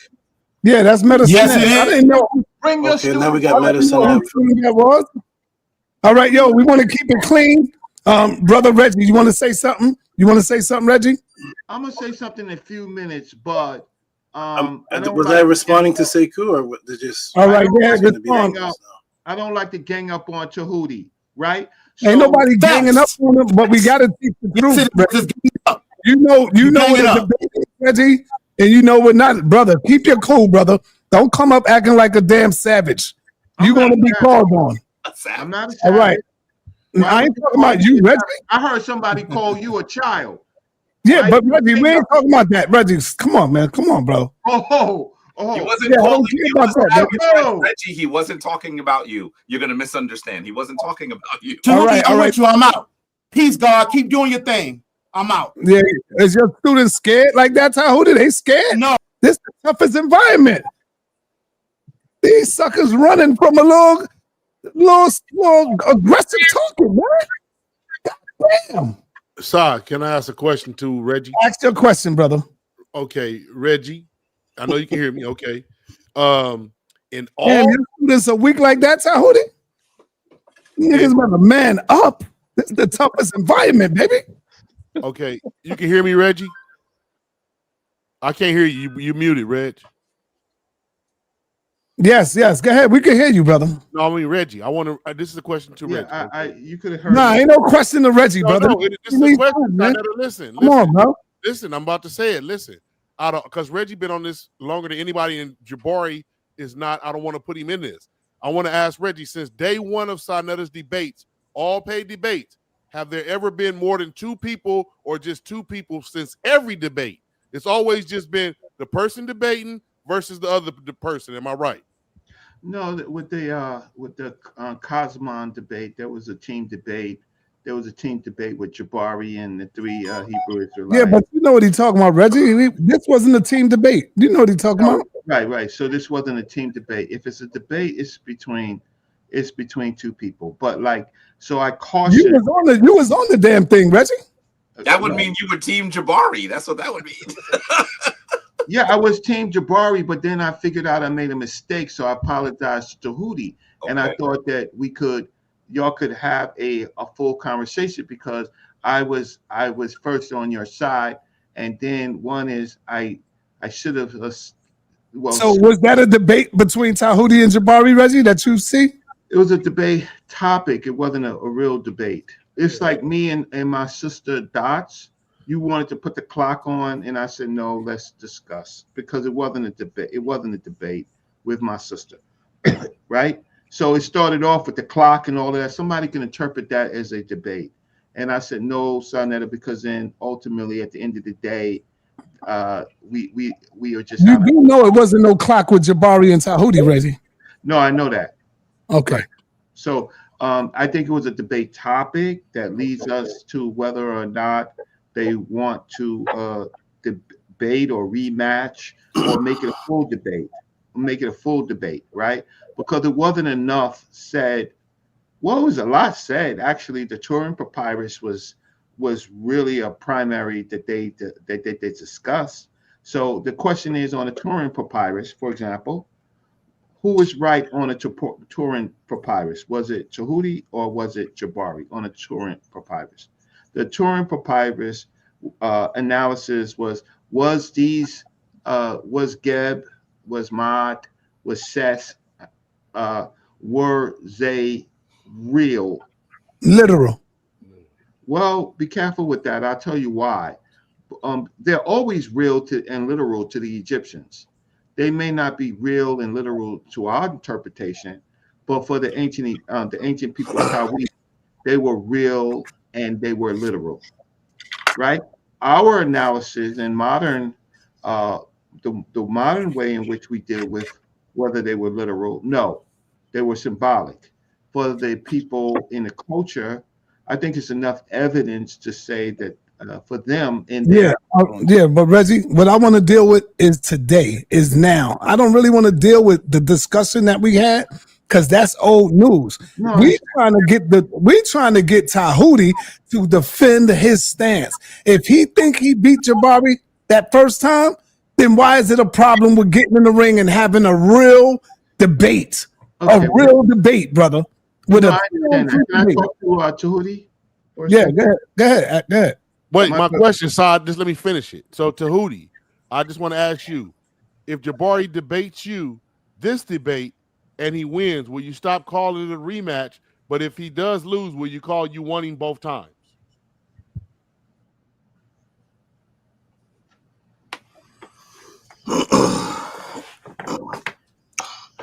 If we debate and he wins, will I still call it a rematch? No. Will I say he won both times? Yeah. Well, you concede to what he's saying that it never was a debate. Oh, he'll see the difference. Who's the difference between a debate and what is a real debate? He'll see the difference. Who's he? Jabari. Because right now you want to call it a sa.neter rematch. Continue. No. Right now you want to call it a rematch, Tehuti. No, but I if don't. Jabari beats you, don't you want to call this one a rematch? No. Okay. I'm out. It's not about what I want. Call it a rematch. I want had nothing to do with. I thought you said you wanted to call it a rematch. I'll let you all finish, and then just let me when I. Go ahead and talk. I'll let you know. Let me know when I get at least 1 minute. Go ahead, Tehuti. Go ahead. Okay, so a history took place of which I have footage of, and that history is not being allowed to be played which is the complete story of the situation. The debate that took place itself is not the complete story. There was an aftermath that took place, and I'm not allowed to show that aftermath for whatever reason. If this is source up or shut up, I do want to source up to let everybody know that it is not me that called it a rematch. It is not me that said that I beat Jabari. It was the footage after the debates. You're talking about this old stuff again, bro. Because you bring it back. I'm trying to go forward with something new, bro. That's what I want to deal with. No, man. I don't want to waste time. It's getting late. Let me bring in one of your peoples, man. I think this one of your peoples here. What's up, you got a question? All the questions that are being asked are about what took place in the past. But as soon as I start talking about, all we're gonna do is keep hopping on the past. Let's talk about now. Moon, you got a question, brother? That was a continuation of then. Oh. I don't. Moon, you got a question? I can't play. Peace. Uncle Seneb, Hanu to the great Salvatore Amenhotep Ra. Well, sa.neter for allowing me on. Peace to everybody on the panel. And I do have a question for Jabari. Go ahead. My question is, where in the writings does it show a person, an ancient follower mod, communicating with a spirit entity in the text? Where does it show a person communicating with a spirit entity? We actually see it in several different places. We actually can see that, for example, a really good example would, sa.neter, if you could put us all on the screen. I wish I could pull the slide right now, but it would take me a little bit more time than I think that we should spend. But I think you might know what I'm referring to. If you go to the mortuary temple of Hatshepsut, you're going to see the description of her mother's divine intercourse with the moon. And you're going to see a moon in the form of her father. We also see the symbol of wisdom come down to tell her that she's going to have divine intercourse. And where does that intercourse occur? In the heavens, because we see that they are being held aloft by the ladies of the heavens. Clearly, this is a spirit. By the way, you can also, here's another good example. If you also look at the descriptions of how Ast receives the seed of Asar, very clearly we hear Heru say that he is the spirit, the efflux of Asar. And that's all the way from the Old Kingdom text. We're talking about what some would call the pyramid text. We see him say that he is the efflux of Asar. He is Heru. There are many instances where we see the description of spirit occurring. We also see Ast receive impregnation from Asar by thunder. Are you suggesting that someone could actually get pregnant from thunder? I want you to understand that the text continually speak metaphorically. And we're going to continue to see that throughout the text. We could go on I could show you many, many more sources. But those are good. Those are a good beginning. The first one best answers your question because you're asking about a literal person, a historical person interacting with a divine entity. And so the first one is the best, the cleanest description of what you're describing. All right, you got to follow up, Amun. Thank you for your answer. Do you have any sources showing the person in the story, what you would call the physical person, directly seeing and speaking to an entity? Same thing, same one. Go to the Temple of Hatshepsut. Jeseru is what it's called in the Kemetic language. Today they'll call it Deir el-Bakhri. I go there every year and I show the sources. I show them directly on the wall. That's the best example where you'll actually see a historical person interacting with a deity. And in fact, that deity that is Amun is in the form of the father of Hatshepsut. It says that. It literally says it. All right. And of course, their intercourse we know occurs in heaven. It occurs in heaven. Have you seen the image? Are you familiar with the image at least? Yes, I am. You are? Yes, you can show it if you like to. So what? Do you agree, Mo? Do you agree what he's saying? I do agree with what the text says, but I do not agree with his interpretation exactly. What is your interpretation? Yeah, maybe you could. I don't have an interpretation. I read what the ancestors say. What the ancestors say? Well, I would have to pull it up exactly to read what they say. I don't have it based on memory. I think. Sorry. Okay. Am I still on mute? No, we hear you, brother. Go ahead. Okay. Yeah, Tehuti, we hear you. Yeah, the brother wasn't asking about communication with a divine, a deity. He was asking about the communication of a person who's passed. If there's a reference to the living communicating with a person who is already passed, not to divine or not to deity, but an actual person that was once on earth. He was asking if there was a reference to that, any papyrus name or anything. Is that Yes, right? that's what I'm asking. Yes, that's what I'm asking. Okay. That's not what I heard, but it seems like you're trying to clean it up. I don't know why you're trying to clean it up, but definitely there are many examples. Here's a good example. How about all of the incubatory sleep that we see human beings describing them asking for a remedy and then going into incubatory sleep and then speaking to Imhotep.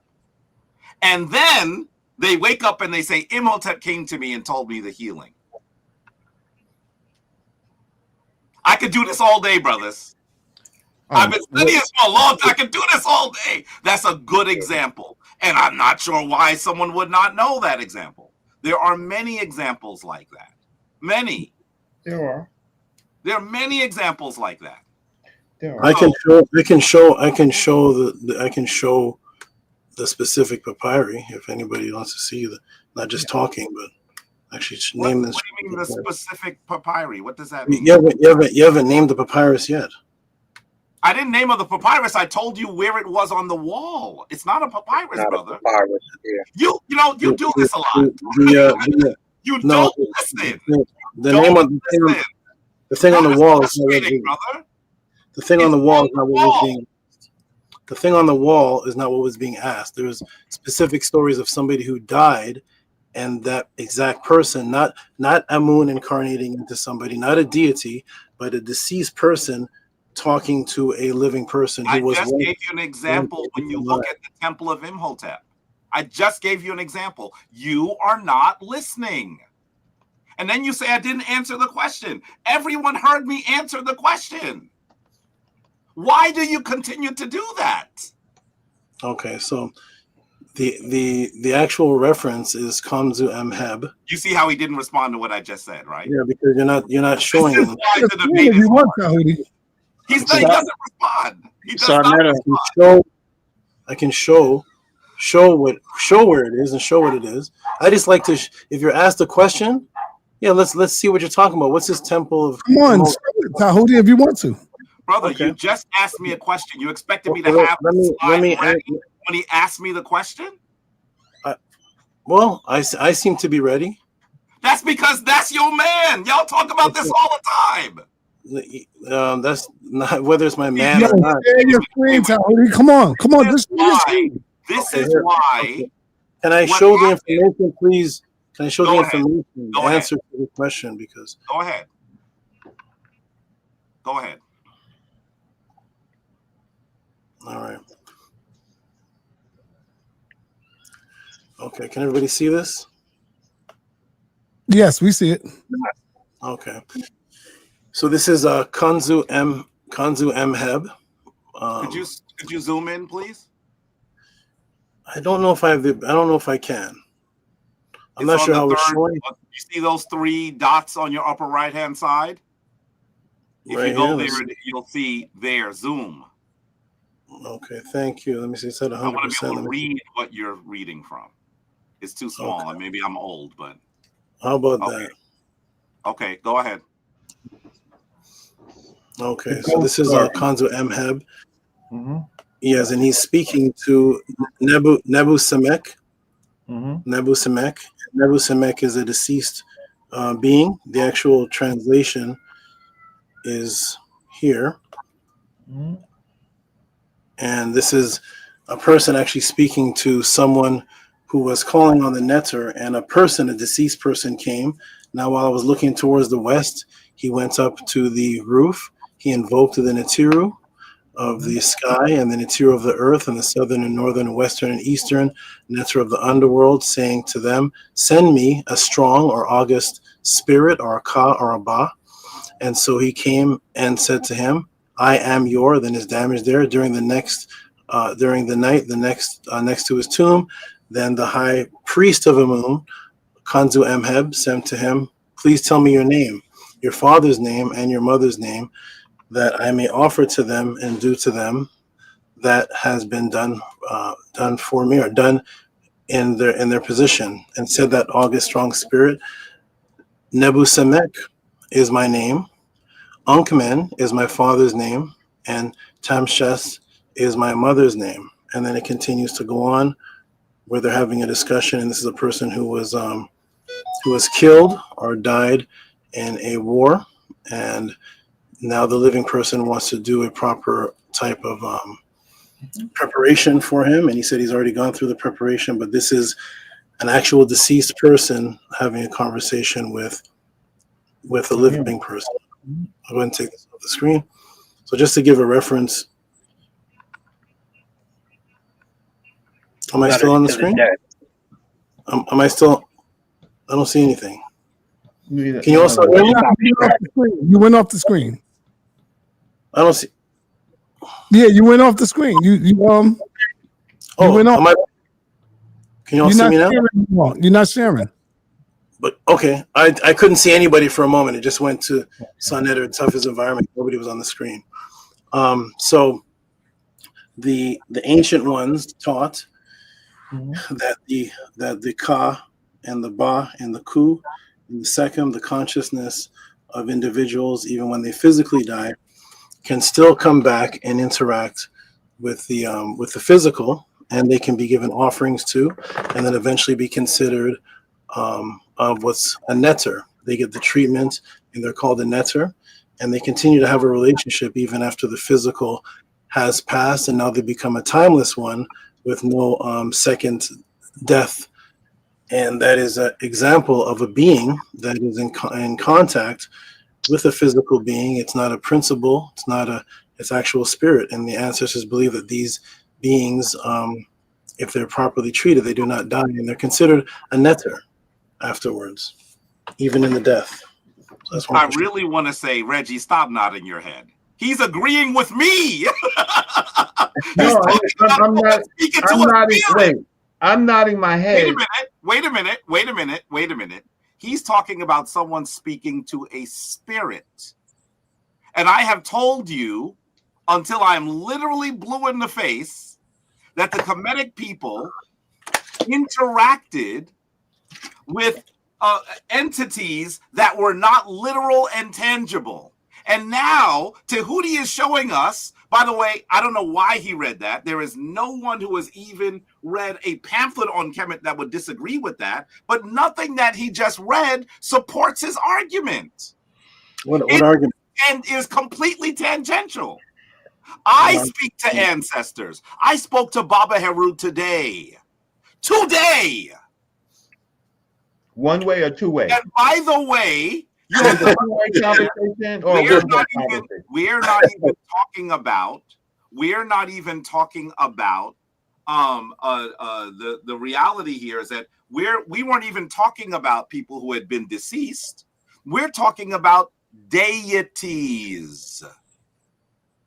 And so what you just showed was entirely tangential. It does not support your argument in any form or fashion. It supports what the brother asked. That's all. But why? What does it have to do with the argument? I also supported what the brother asked. You'd have to ask him. But you should be happy that I gave more tangible information to a question asker. This is ridiculous, honestly. What is happening? So let's do this so we can start to gain some ground. Those are called letters to the dead. No big deal. They write them. But here's what we need to do. We need some contention going on so that we can actually get a debate topic. My brother Tehuti, you represent the house of the Aten. My brother Jabari, you represent a different house, and you probably follow a different natural rule. Last time I checked, the Aten was a contentious god because they felt Akhenaten was a heretic. Which should you follow, the Aten or the other Necharu? There's a topic. Was Akhenaten a heretic? There's another topic. Is what else? What else? Is Akhenaten the inventor of monotheism? There's another topic. Those are three topics we can start to discuss. We can get the contention going. We can see what's really going on, and we can have a good discussion in my art. I was trying to talk. Yeah, let Reggie speak, and then I'd like to address Asar. That's great. What he said. Alrighty. And Asar is a saver of mine, and he knows the text, and he has his fight he has a fight in this battle. The question is always where I had put it up in the chat, right? Here's my contention. Okay, so Jabari, you had a two-way conversation with Baba Samaj Sepatah today. Two-way conversation, right? Yes. Okay. What did he say? I'm not going to share that with you. I will not share that with you. Okay, I know.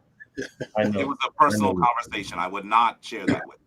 I know. Okay, but the African who we are talking about, they shared the conversation. That's what Amun and Tehuti was saying, right?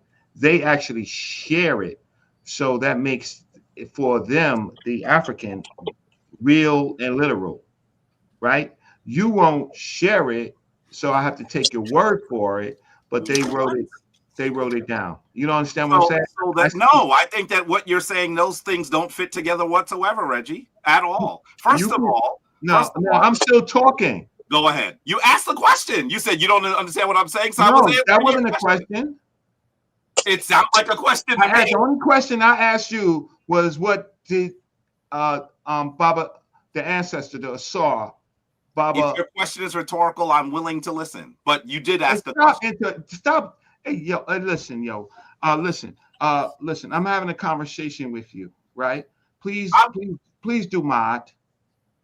Please do mod, because I think your version of mod is different than our version of mod. Why are you doing that? You literally ended a sentence with a question in your voice. If you did not mean me to answer, I said I'm willing to stop and listen. And you're acting like I'm not being in my art. I misunderstood your question. Okay, fine. So now we have an agreement. You misunderstood my question, and I was explaining. I have some agreement with you, right? I have some agreement with you. I'm just trying to get to the part that the people of Tawi civilization, they think a whole lot differently than we think. Even when we read the text, sometimes that can't help us to understand how they really thought. Your position is it was real, but it's not literal. My position, and I think Tehuti's position is that it was, in fact, for them, very real and very literal, right? For them, not for us. Now I have to ask you another question, Jabari. Okay, so if it's real, but not literal, why do the modern day Kemetics do these rituals that they do if it's not real and literal? Because for the ancients, it was both real and literal. Why do we, in our time period, actually do these rituals if it's not literal? Okay, You see how you asked a question and started talking, then you got upset with me last time? No, forget that. Forget that. Don't play. Oh, just forget it. No, I stopped. Okay. I was. Okay. Go ahead. Answer the question. Okay. First of all, I disagree with your assertion that the ancients believed that they were literal.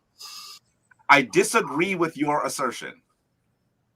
And I want to say and once again, just for absolute, complete clarity, could there be some people who think something that isn't supported by the text? Of course. We often see, for example, Christians, Muslims say things that are not supported by the text. There are always, when you talk about a large populace, you're going to have some people who understand things more clearly than others. So when I was asked that question earlier, so you're saying no one believed that the Neteru were real or literal? I said, I would never argue that. Just to clarify. But if you look at the text,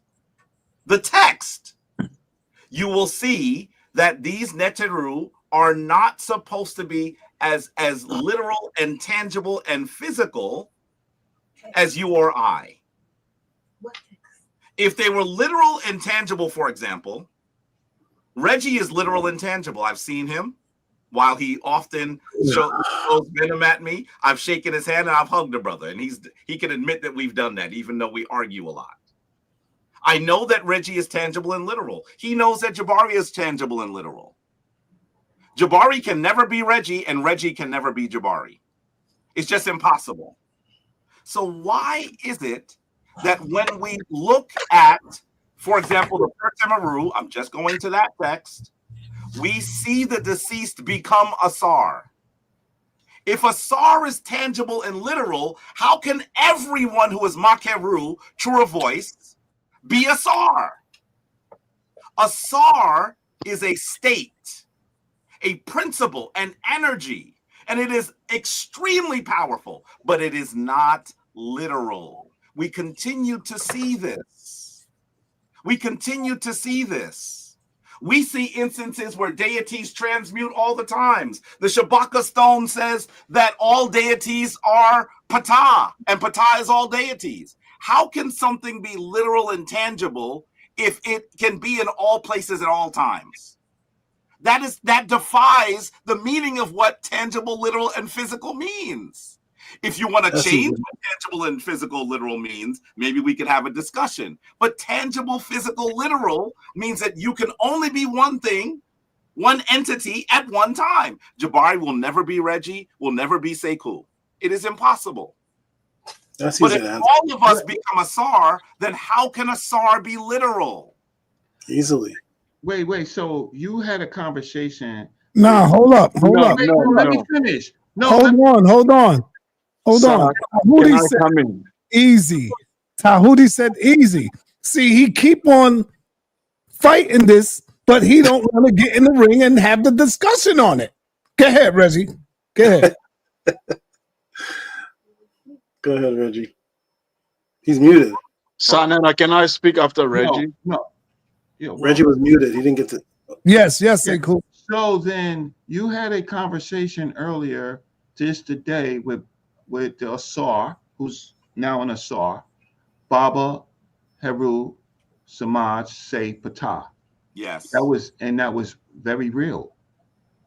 It wasn't literal. Yeah, it was real, but it wasn't literal. Yes, that's correct. Wait. It was real, but it wasn't literal? That's right.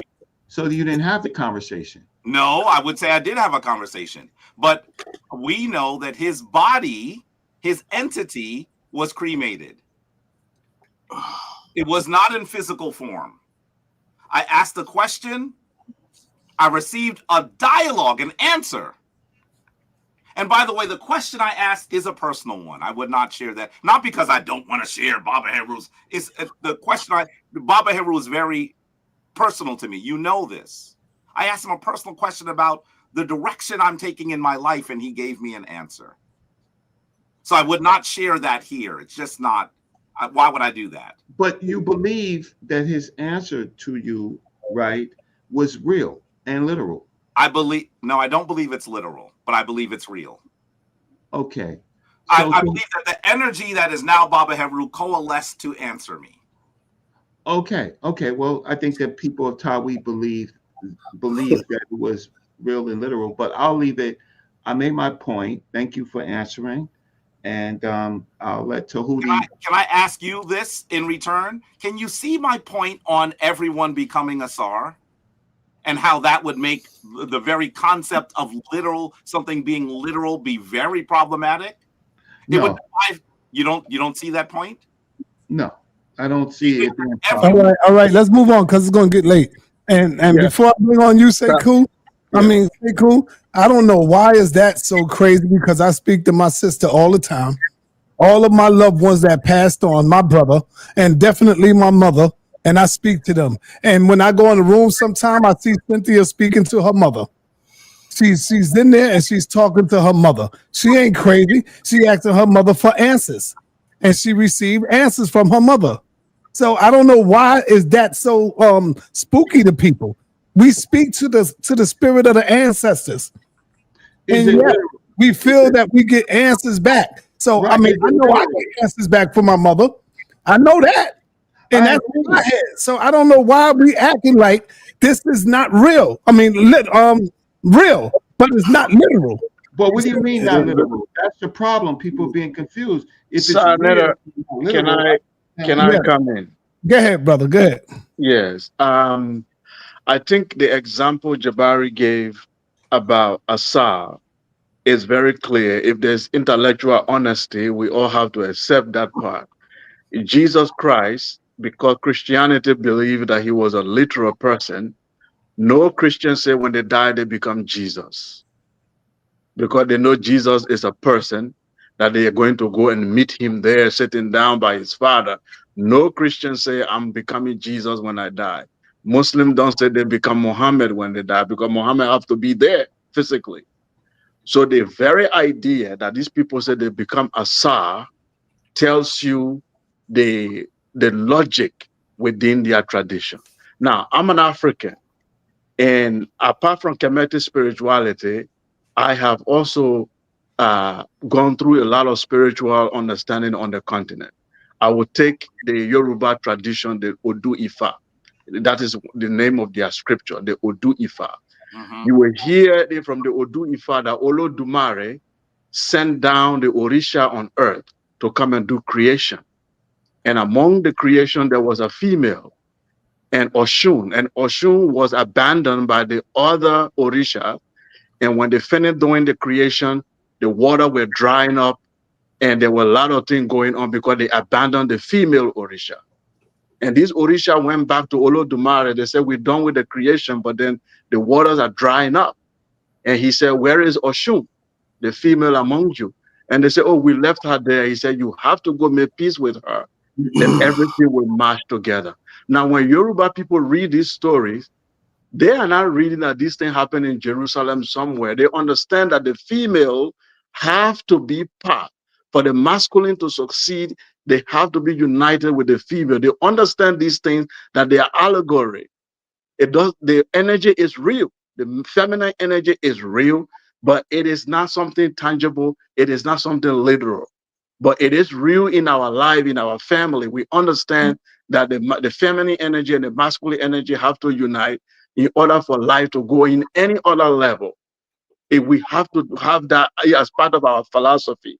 So the African spirituality, nowhere, even God Almighty is considered as literal. I will give you one example from Credo Mutua, who happened to be a Sangoma from South Africa. Read his book where he wrote, Indaba, My Children. He said when he went to get initiated, they told him, they said, my son, when you were a kid, a child, we used to tell you that there is one God and he is in heaven. But now that you mature, when we say God, we mean everything in everything. This is in his book. He said, but as a child, we used to draw images and tell you this is God because we want to give you an image as a child. But now that you have been initiated to the higher level, God just means everything in everything. That's what I was trying to say earlier. All right. Reggie, I don't know if you ever been with me when I would first come outside to open up and hang up my mat on the wall with the lynches. I don't know if you ever been there. Have you ever been there to watch me open up before? Dr. Reggie? Huh? Yes. Thank you for unmuting my All right. mic. And, I know I got Inky in the chat. You do your own. Hold on, Reggie. Hold up. I know I got Inky in the chat, and Inky definitely seen me one day when I would open up early in the morning. And the first thing I do is come there with a big bottle of water, Jabari. And what I do, every day, I never miss one day for damn near 20 years. I pour out ancestors because I got the pictures hanging on the wall, the lynchings hanging on the wall. And so I will pour out the water and I will talk to the ancestors. I say, in the name of the spirit and the power of the ancestors, please protect me from the evil, from the wicked that goes all around me today. And I will call on the spirit of the ancestors, Reggie. So yes, I talk to the ancestors, brother. And I did that for damn near 20 years straight. The issue is not the real part, because you really do that. Yes. The issue is the problem of these people interpreting African culture as not being literal. That's the problem. The problem is not the real. The problem is whether or not it was literal to them, and the type of literal, because we have a modern definition of literal, but there is an ontological definition of what they call ontological literal. And if you study African culture, it mixes with all the things that you say. For them, all things are possible. So I asked earlier, why do these rituals, the Kemet rituals, if they're not real and if they're not literal, then what's the point of doing them? What's the point? I don't understand. I don't think you'll understand that, Reggie. I've tried to talk to you about it for damn near 30 years. You don't agree with me. No, I understand it. We've been having this conversation longer than sa.neter's platform has existed. Exactly. You're not going to agree, and I'm okay with that. Well, I understand. I don't agree. Tehuti, you got to deal with this. You read the text, right? Asa reads the text. Asa, real quick.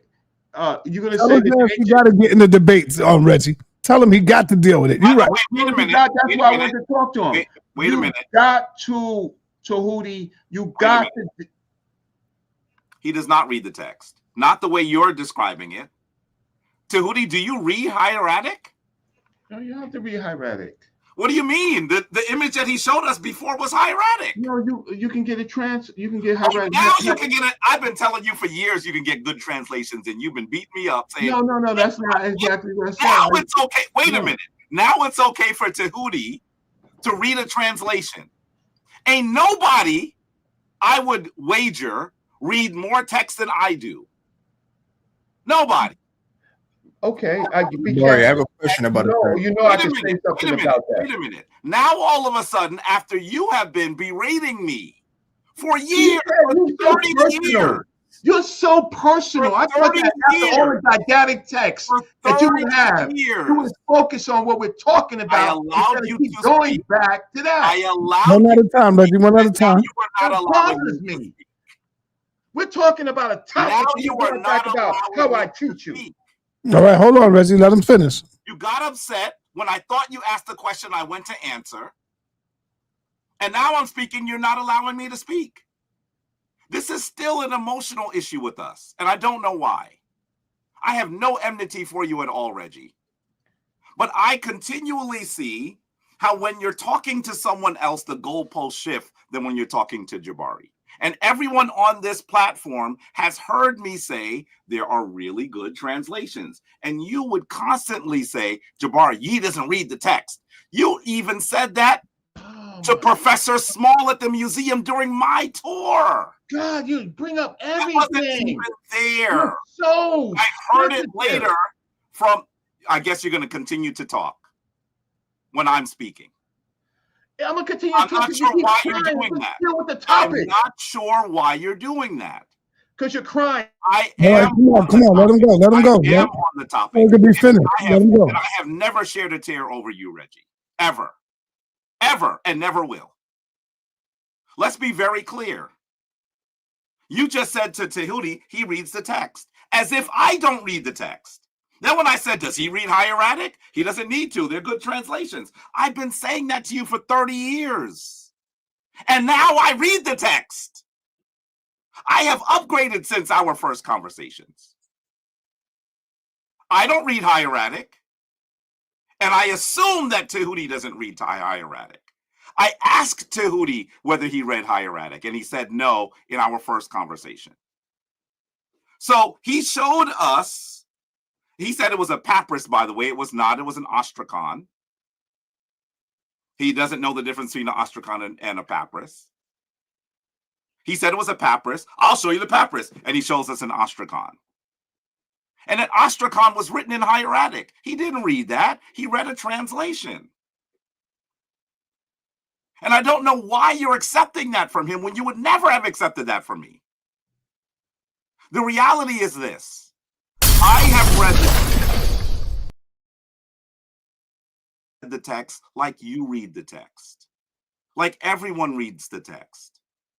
And I'm saying to you that this is not how this works. I give you examples. You say you don't understand.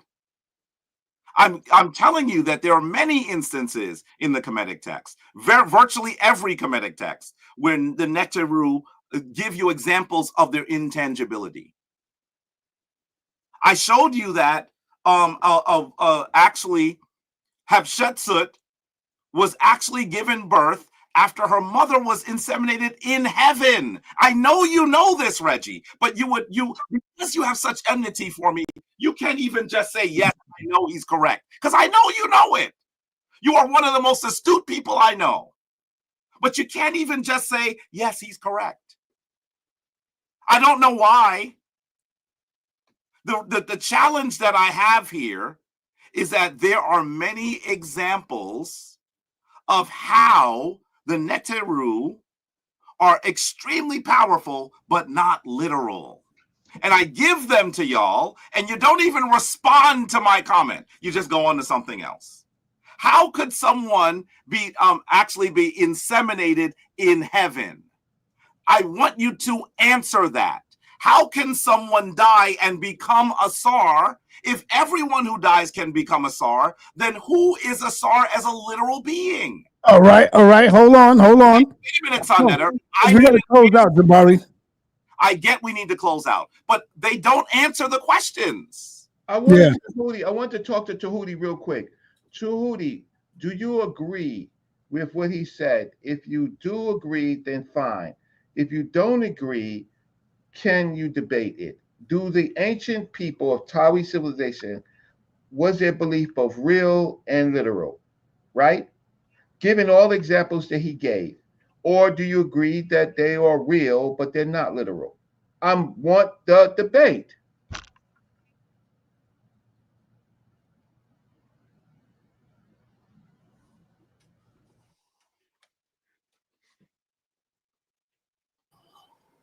Can anybody hear me? Yes. Okay. So do I agree that they're real but not literal? I don't. My teachings is that the scribes taught that there were beings that they interacted with called Netiru, and some of them were their own ancestors. When they passed, they were called Netiru, and they contacted them after they deceased. Some of them were here physically and still were alive, and that other things also are called neter, that are non-tangible, but the neter that I'm speaking of specifically are tangible. And as far as Jabari, the other thing that Jabari said, do I agree with that? Can I go on the screen with everybody just so I can see everybody, please? As far as do I agree with Jabari, how can there be an Asar if everyone's called an Asar? Absolutely not. I mean, that's why I said it's so easy. there are real falcons. There is a real falcon that exists that you can see flying in the sky. It's a real thing. When sa.neter passed, he was called a falcon because he's symbolically imbuing that which a falcon does, although there are real falcons. I don't know if you've seen the movie Malcolm X. Anybody seen the movie Malcolm X? Did you see that, sa.neter? It was one of my favorites. Of course, everybody's seen that, brother. Okay. You remember what they were chanting at the end of the movie? It was an interesting chant. Anybody remember? They're showing people around the world chanting something. I am Malcolm X. Well, can you say that again? I am Malcolm X. I am Malcolm X. Right. That's what they were saying? Yeah, I remember that. I was about to use that in the debate the other day. Was Malcolm X a physical being that walked the earth? Yes, I. After Malcolm X died, were the people around the world chanting, I am Malcolm X, I am Malcolm X? Yes. Okay. Wait a minute. You're not going to get away that easily. But there wasn't So that Nelson Mandela is actually Malcolm X? Is that what you're saying? No, I'm saying what you agree with me. No, I'm saying. You see how easy it is. I'm saying what KRS. Wait a minute. Let him finish. Let him finish, Jabari, because let him finish his point. He answered the question. I'm saying what KRS once said. Oh. I used to be Malcolm X, and when this happened, I used to be Harriet Tubman, and when this happened, I was Moses walking through because a part of our culture, anciently and even now, we call ourselves people that have passed all of the time. Jabari said that. He said that. How are you not agreeing with me? So the question that was asked, how can there be a real physical Asar if everyone who's passed can call themselves Asar? Because we still do that today. Malcolm X was a real physical Malcolm X, literal. You could touch him, and then after he died, the whole world was chanting, I am Malcolm X, I am Malcolm X, because they're imbuing the power. So yes, you can be a physical being, and after you pass, other people that are still alive across the world can scream, not that they like Malcolm X, not that they agree with Malcolm X, they are saying, I am Malcolm X, just like the people in Kemet, when Asar was passed, they say, I am Asar, and the next man can say, I am Asar. You can become an Asar, just like those people are saying, I am Malcolm X, just like Karis One has a whole song about how he's The problem with that is the people that are saying that are not the netters. They are not the netters. Nor are they Malcolm X people literally. saying that. Nor are they Malcolm X literally. Right. They never said they were Malcolm X literally, nor did the people of Kemet. Men were called netters. Ramesses is called a netter. sa.neter is called a netter. So yes, men were called netters, and when they were dead, other people can say, I am imbuing that spirit. Malcolm X, of course, he didn't call himself a netter because he wasn't even in that culture. The point that I'm making is that there are physical beings that walk the earth even today, and when they pass, other people can call themselves that physical being. Did you hear Reggie's question, brother? That is the point. You didn't even answer Reggie's question, brother. You did all that and didn't answer Reggie's question. And I don't. You, Tehuti. You didn't answer his question. Whether I agreed with him or not, I just. No, you didn't answer Reggie's question. He asked you a question. If I agree with what he said, and if I don't agree, will I debate him? Is that the questions? Yep. Yeah. Do I agree with what he said? No, and I just gave the answer. No. So if you don't agree with him, would you debate him on it? And I've already. So we're gonna just wasted our time today, huh? No, because this wasn't about that. What part of my art is that, brother? This wasn't about that topic. This meeting tonight was not about that topic, was it? It was to see if we could get a debate topic. Yes. And all these hours you couldn't get a debate topic because for some reason you are scared. You fear can I just defend the topic, brother. Can I say something to my brother Tehuti real quick? Because that's not the debate topic that I'm agreeing upon. We're supposed to be agreeing upon a debate topic. I don't agree. You ain't come up with nothing. You're scared. You ain't come up with nothing, bro. None of us came up with anything. Well, you could have came up with one. Jabari coming up with something. I have some. I came up with them. Ma'at laws. I came up with that. Jabari said it's not good enough. I came up with what laws was of Ma'at. You just want that to be the only topic we discuss. What do you think? What did you He come up said with? he came up with the Ma'at laws, Jabari, the Ma'at laws. And the 14. You just say the Ma'at laws. What was the No, title? I don't agree that there's any such thing called the 42 laws of Ma'at, or the Kemetins have acknowledged 42 laws of Ma'at. You said that's not a good enough topic. That's not juicy enough, or however you right. So I did come up with it. The reality is that we speak of the 42 laws colloquially. The reality is that they're on different papyri per Temeru, not all the laws are the same. So the point is that I came up with a topic. You don't. You two topics. The 14 too. The 14 parts of the soul. Wait. You didn't want to debate that, and you want to debate this Neter topic. It has to be one that we disagree on. I might not describe it the same way as you did, but I actually agree that there are more than 42. I just agreed with you. Okay, so then there's not a debate topic. What are we debating? So I disagree with the thing about 14 Asar being cut up into 14 parts. But you don't want that. I don't want the Neter debate. A whole debate topic. None of us have a topic that we agree upon. This was supposed to be us getting together, not to talk about the Neter debate. We're supposed to organically come up with a topic. And we didn't come up with a topic. I didn't come here to only do the Neter debate. That's not what the title says. Can I respond, sa.neter? I just want to say that when we give the example of people saying, I am Malcolm X, you're actually seeing that the people on the ground understand allegory. Yes. That's what we're seeing. Yes. Nelson Mandela is not Malcolm X, but he is Malcolm X. Exactly. So I want you cannot say exactly and then argue what you're arguing. Those are incompatible. The reality is that the actual people understand allegory. And the challenge that we have here is that virtually everyone understood that they were going to become Asar. We see births by thunderstrike. We see insemination in heaven. We see all of these things. And this is from the text.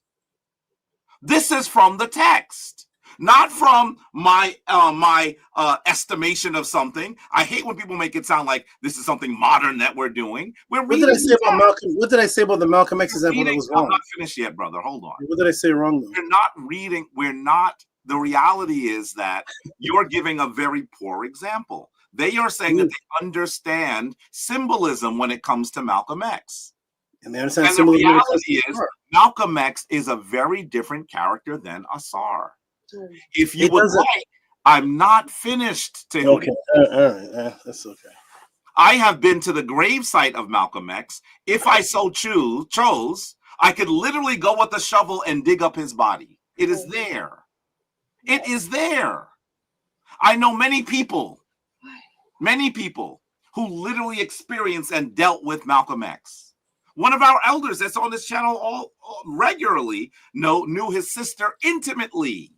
I'm talking about Professor Small, who was her security guard, knew Malcolm X. Many of the people that I have known literally broke bread with him. In fact, they talked about him as a human being. They talked about things that they didn't agree with him on and things that they did agree with him on. Malcolm X is not Asar. Asar is an entity that was born of another Neteru, an entity that did not, that was fully formed, was not a child. There is no child Asar. All right, Jabari, I got this. I know it's late, sa.neter, and it's really late for me, but I'm trying to make it clear to people, and I need to drum this home for a second. We see Asar as a green-faced entity who is murdered, split into pieces, reassembled. We understand that even in the narrative of Asar, no one is trying to say that Asar lived the same type of life that a Malcolm X did. Malcolm X was a literal physical person, yet our people understand symbolism and allegory. Something similar is occurring with Asar. I'm going to be really clear. There is nothing that tells us that Asar was a literal physical person. There is no one grave where you can find a body. There are many graves. We know that as they tell the story, there are many, many items of the story that are clearly an allegory. And let's be clear, everyone becomes a SAR. Not the same way that everyone becomes Malcolm X. If that's the case, then Nelson Mandela was Malcolm X. And you don't agree that Nelson Mandela was Malcolm X. So you're actually agreeing in allegory, but then when it comes to the Neteru, now all of a sudden they have to be literal and tangible.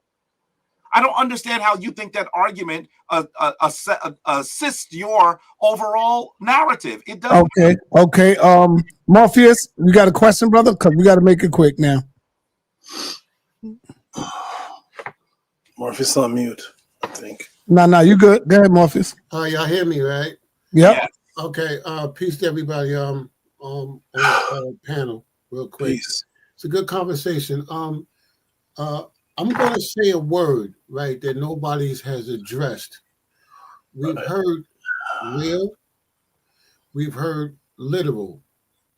I'm gonna say a word, and I don't mean this word in a negative connotation, which sometimes people take it as.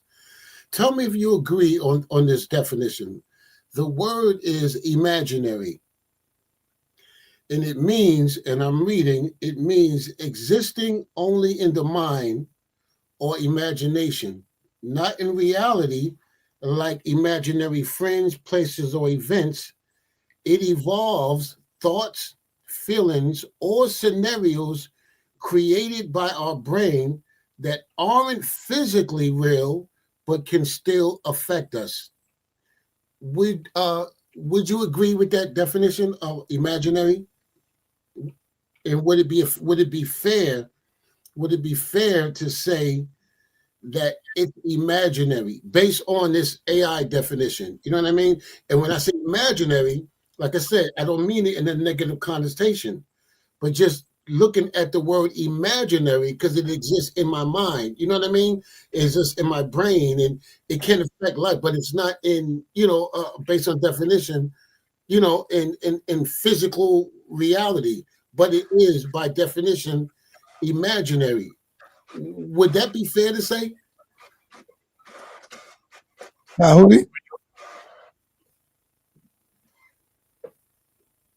Anybody? I think that I was on mute. Okay, let's get us back to the screen.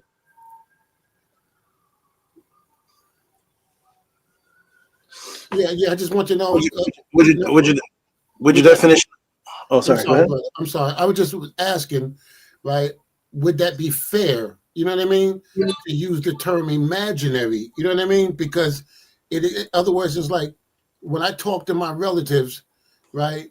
And I don't hear them audibly. You know what I mean? I don't hear it's not audible. But like you said, Sar, like you talk to your moms or whoever, I hear them in my mind. So therefore, that would be imaginary. That's okay. Yeah, I'd like to address that. You just added something different. I'd like to address that, Morpheus. Yeah, thank you. But you understand my question? What I'm asking?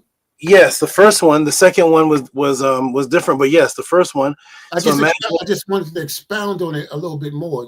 Yes. So imaginary is creating images in your mind that only exist. It's limited to just your experience. It's in your head. It doesn't exist outside of your head. But the second one was something can exist inside of your mind or your head or directly to you, and the person still acknowledges that it's coming from outside of the mind, such as sa.neter having conversations with his relatives, such as I teach that. Now, can anybody hear it outside? Can anybody hear Baba Heru talking to Jabari other than Jabari? No. Can anybody hear sa.neter's relatives? No. Can anybody hear mine? No. Right. Is it real? Is it actually happening? Or is it principles? Are those actual sentient beings communicating? Because Baba Heru still exists, even though his physical body's not here. But it is specifically Baba Heru who's talking. It's not another person. It's not a great grandfather. It's Baba Heru speaks to Jabari as in a realm that's not tangible.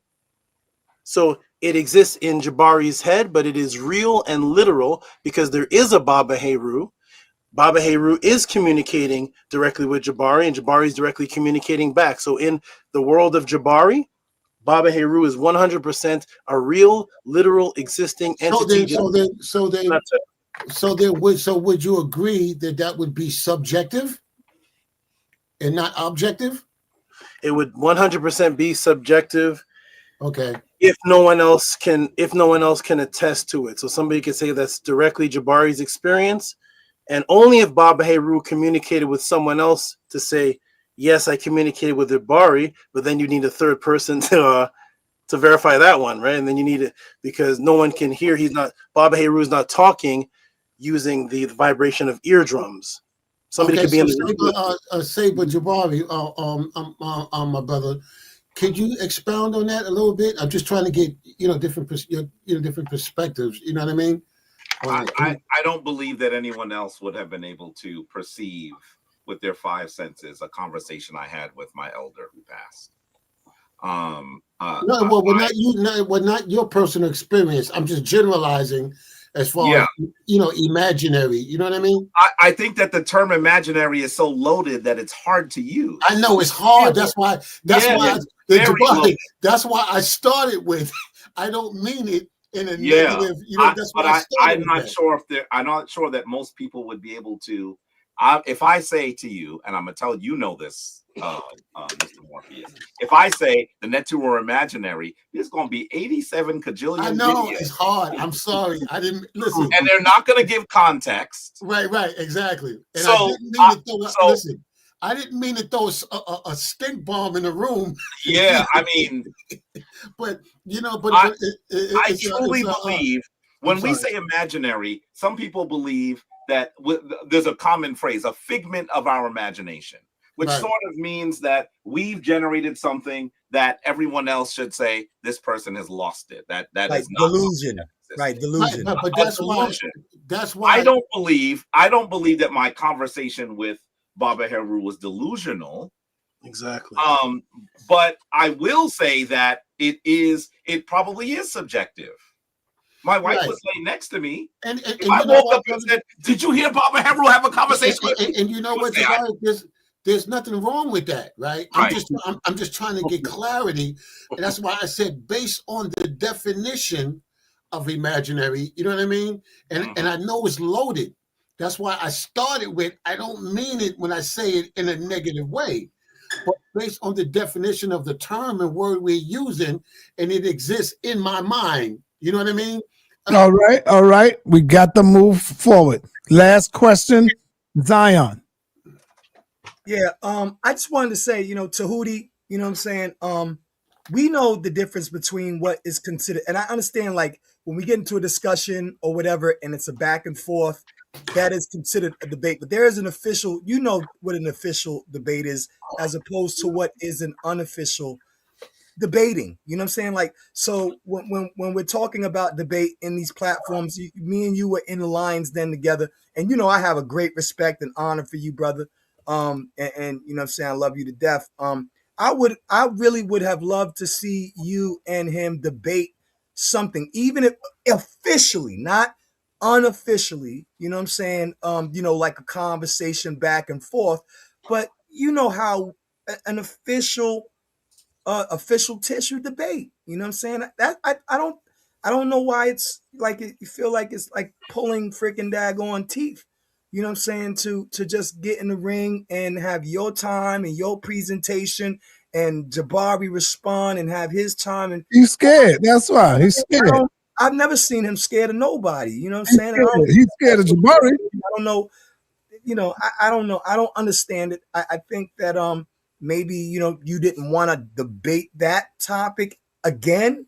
I can see that possibly. He never debated that topic.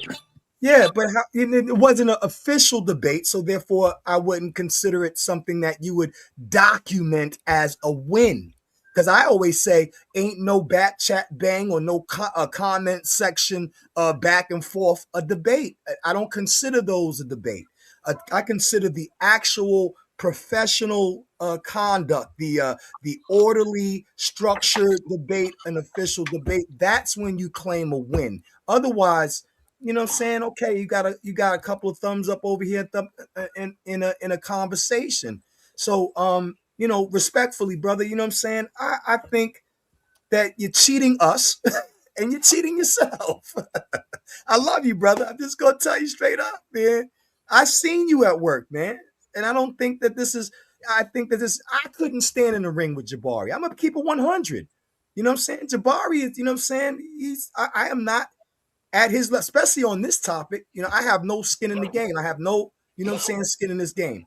But Jabari, I respect Jabari's intellect highly, and your intellect very highly. This, you two in a ring is amazing, and I don't know why it's so hard. That's all I'm saying, brother. You know, and I mean, you know, it doesn't have to be responded to or whatever. You know what I'm saying, if you don't wish to, but respectfully, man, I feel like you're cheating me. I feel cheated. That's all I have to say. Dua. Big shout out to you, Jabari, too. Dua, brother. Dua. Yes, sir. Can I speak, sir? You on mute, sir. Oh, Zion? Yes, go ahead. Rakufu. All right. So I just wanted to read what we have in the analyst of the word. What is the difference in literal and real? That's an excellent question that bridges philosophy and language.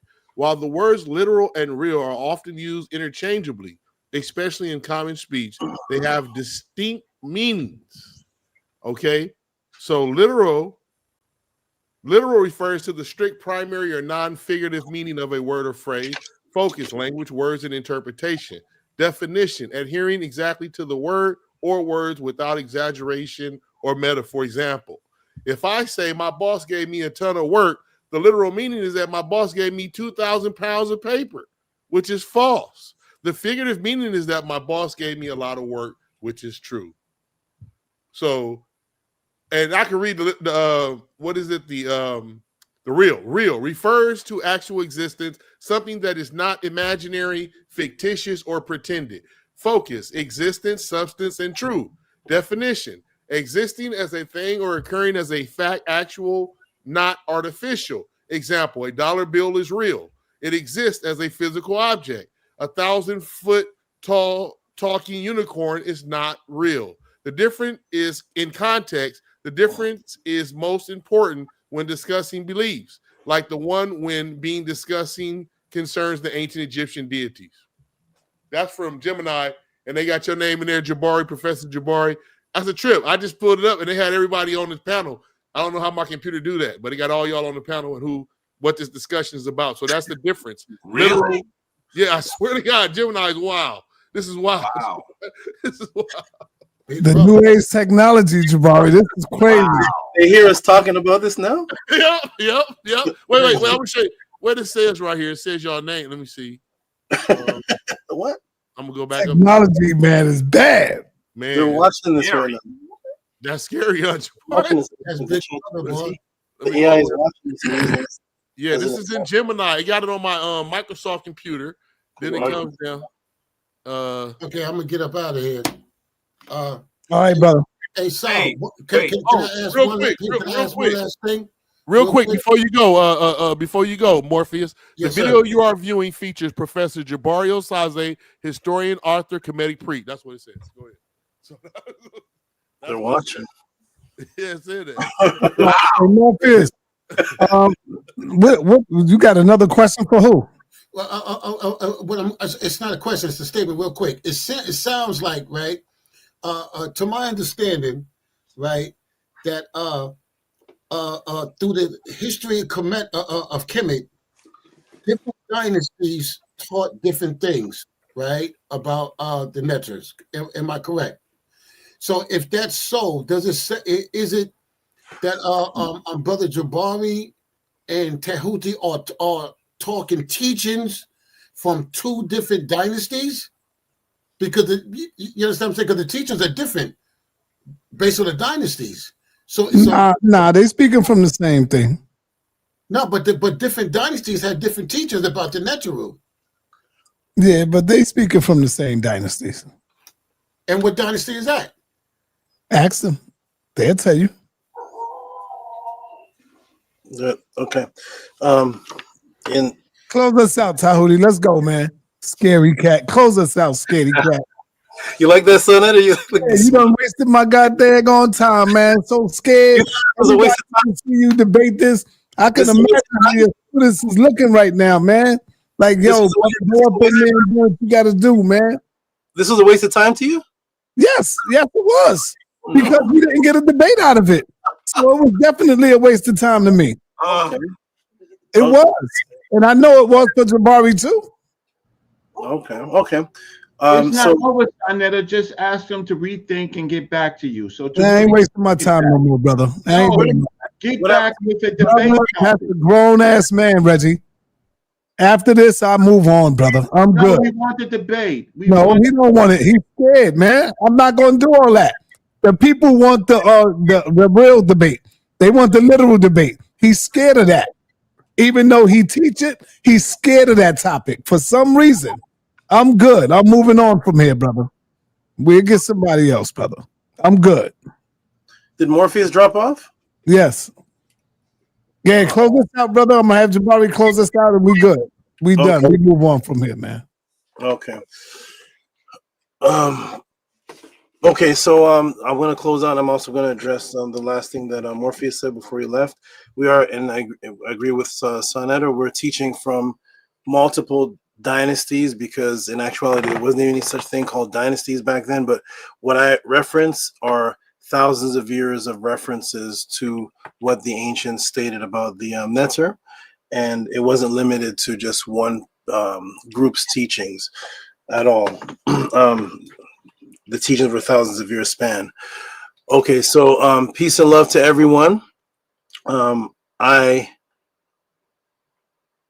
enjoyed most of this conversation. I enjoyed most of this, and this was very interesting to me. Thank you everybody for your time. We did try to flush something out naturally.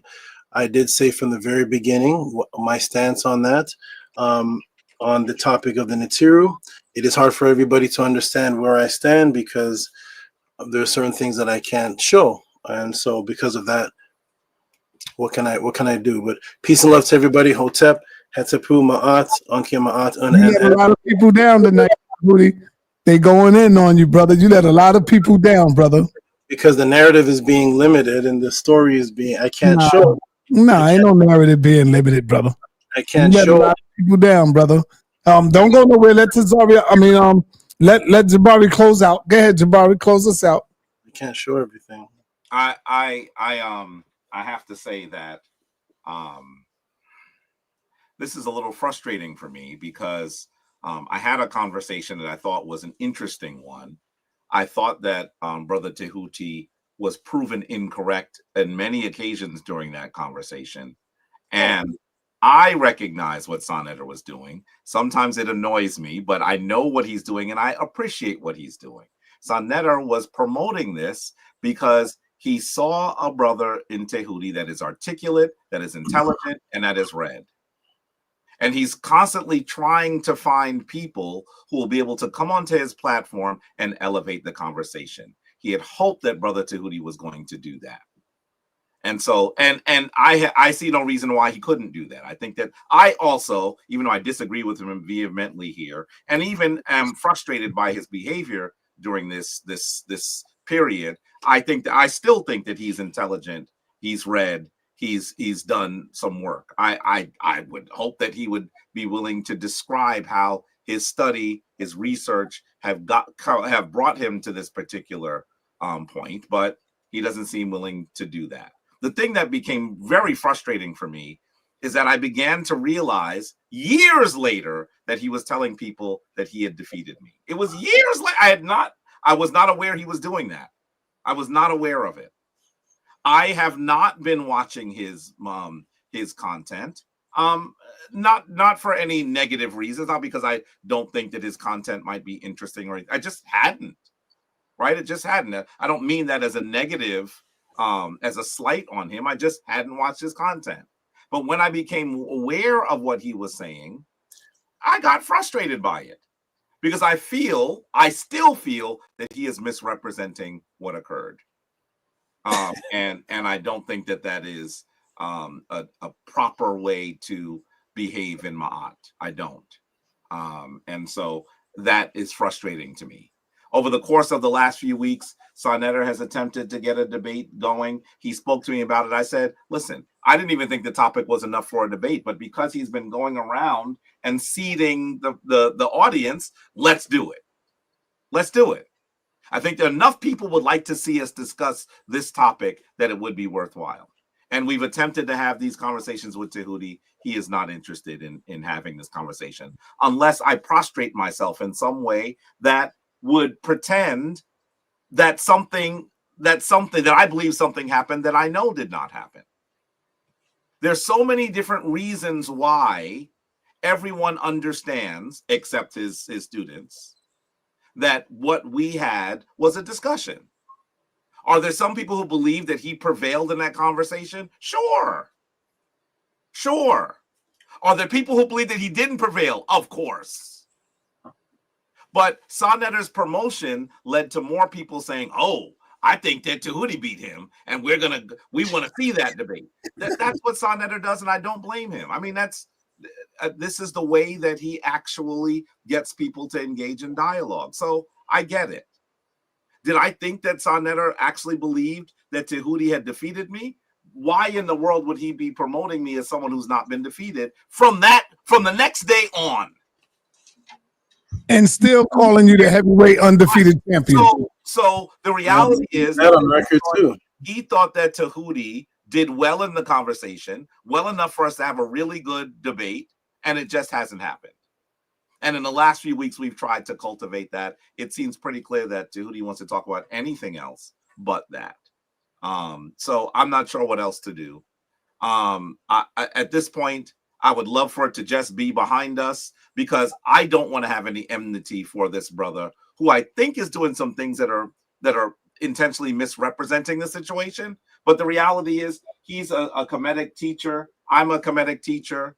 I would rather us work together than spend time arguing with each other. So if that's what we're going to do, then that's what we're going to do. We'll find some other discussion that that we can have, and we'll work from there. I also, and I need to say this at the very end, I'm going to close here. I think that some people are trying to change the narrative and try to they are bending the definitions of words so far that they have no meaning anymore. Everyone on the planet knows what literal is. Everyone. If someone says, I told my wife this, and you say, you literally said that, everyone knows what that means. Look at Key and Peele in their conversation about their wives. There's a great sketch about them saying they told their wives this and they called them these derogatory terms. And as soon as the wife comes in the room, they change their tune. And in that whole debate, in that whole skit, the guy that's hearing what this other guy did goes, you actually said that. You literally said that. Everyone knows what it means. Why in the world are we not at the point where we can distinguish between something that is literal and something that is figurative, that is allegorical? I want to be really clear, and I've said this so many times. Many people have died for freedom, but freedom is not tangible. Freedom is extremely important. The United States fought a war that killed over 300,000 people over freedom. It is not tangible. Some of my ancestors, people whose names I now know, died for freedom. Very important to them. But if you ask them to show it, they would not be able to do that. By the way, Jabari, you know, the young brother came back on my channel the other day, and he was still arguing that you were wrong, that consciousness is literal. My man Harwin, he was still saying that. Jabari. I don't know why we're having that. By the way, sa.neter, we have a sister on our platform named Sister Freedom. Uh-huh.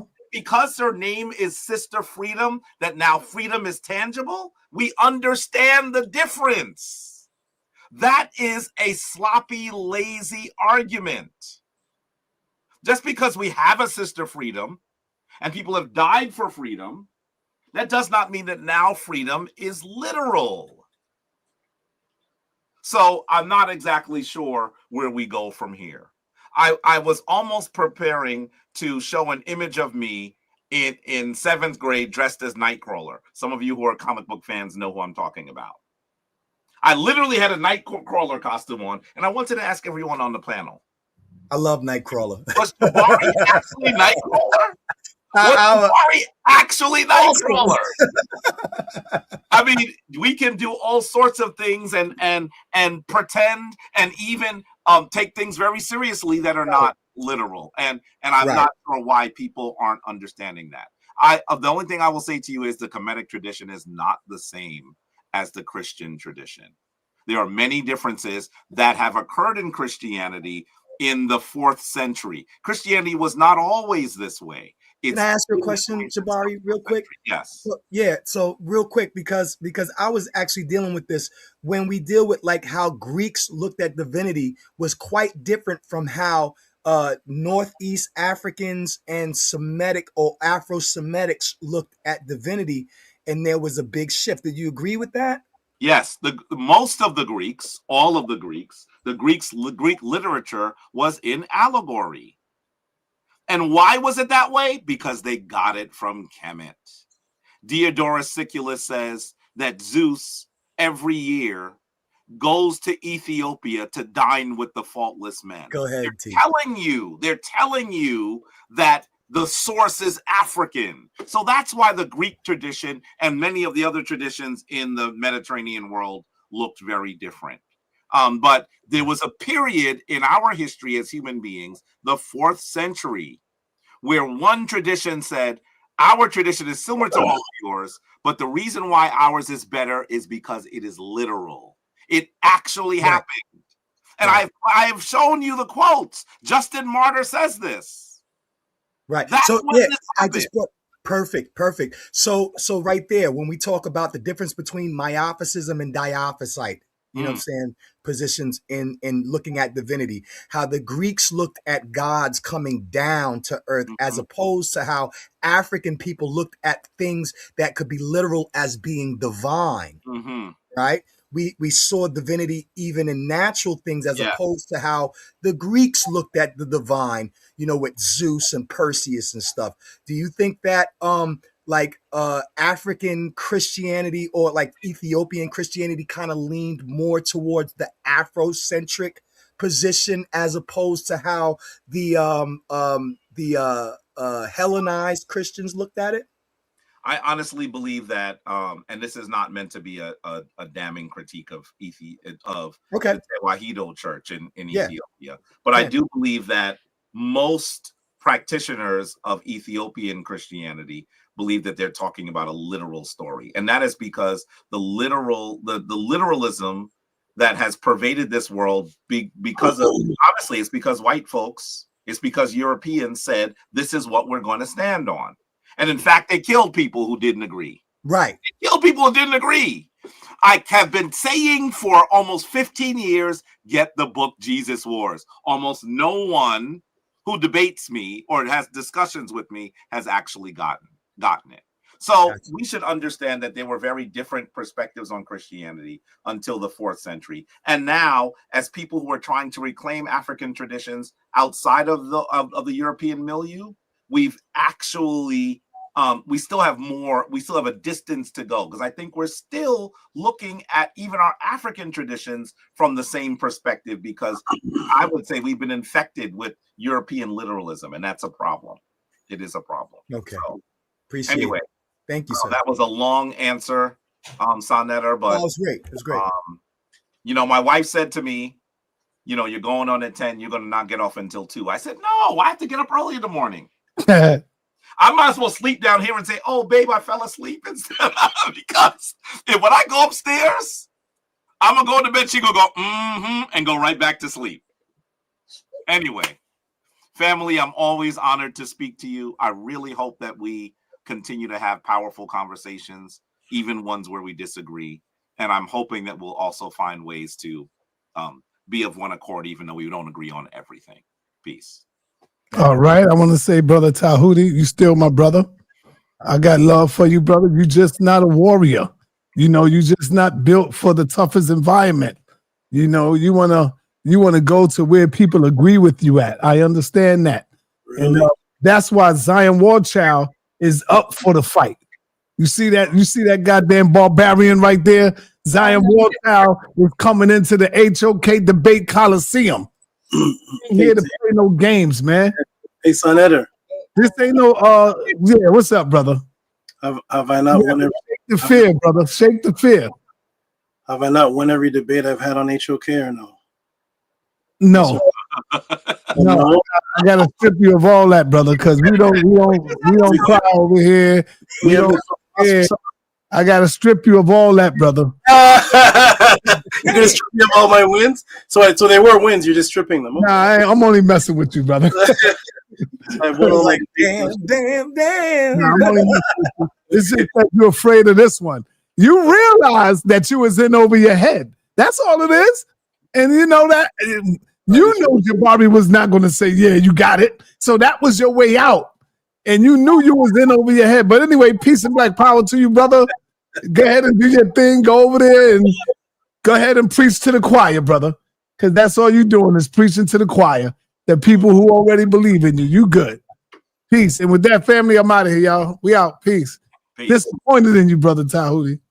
I've debated on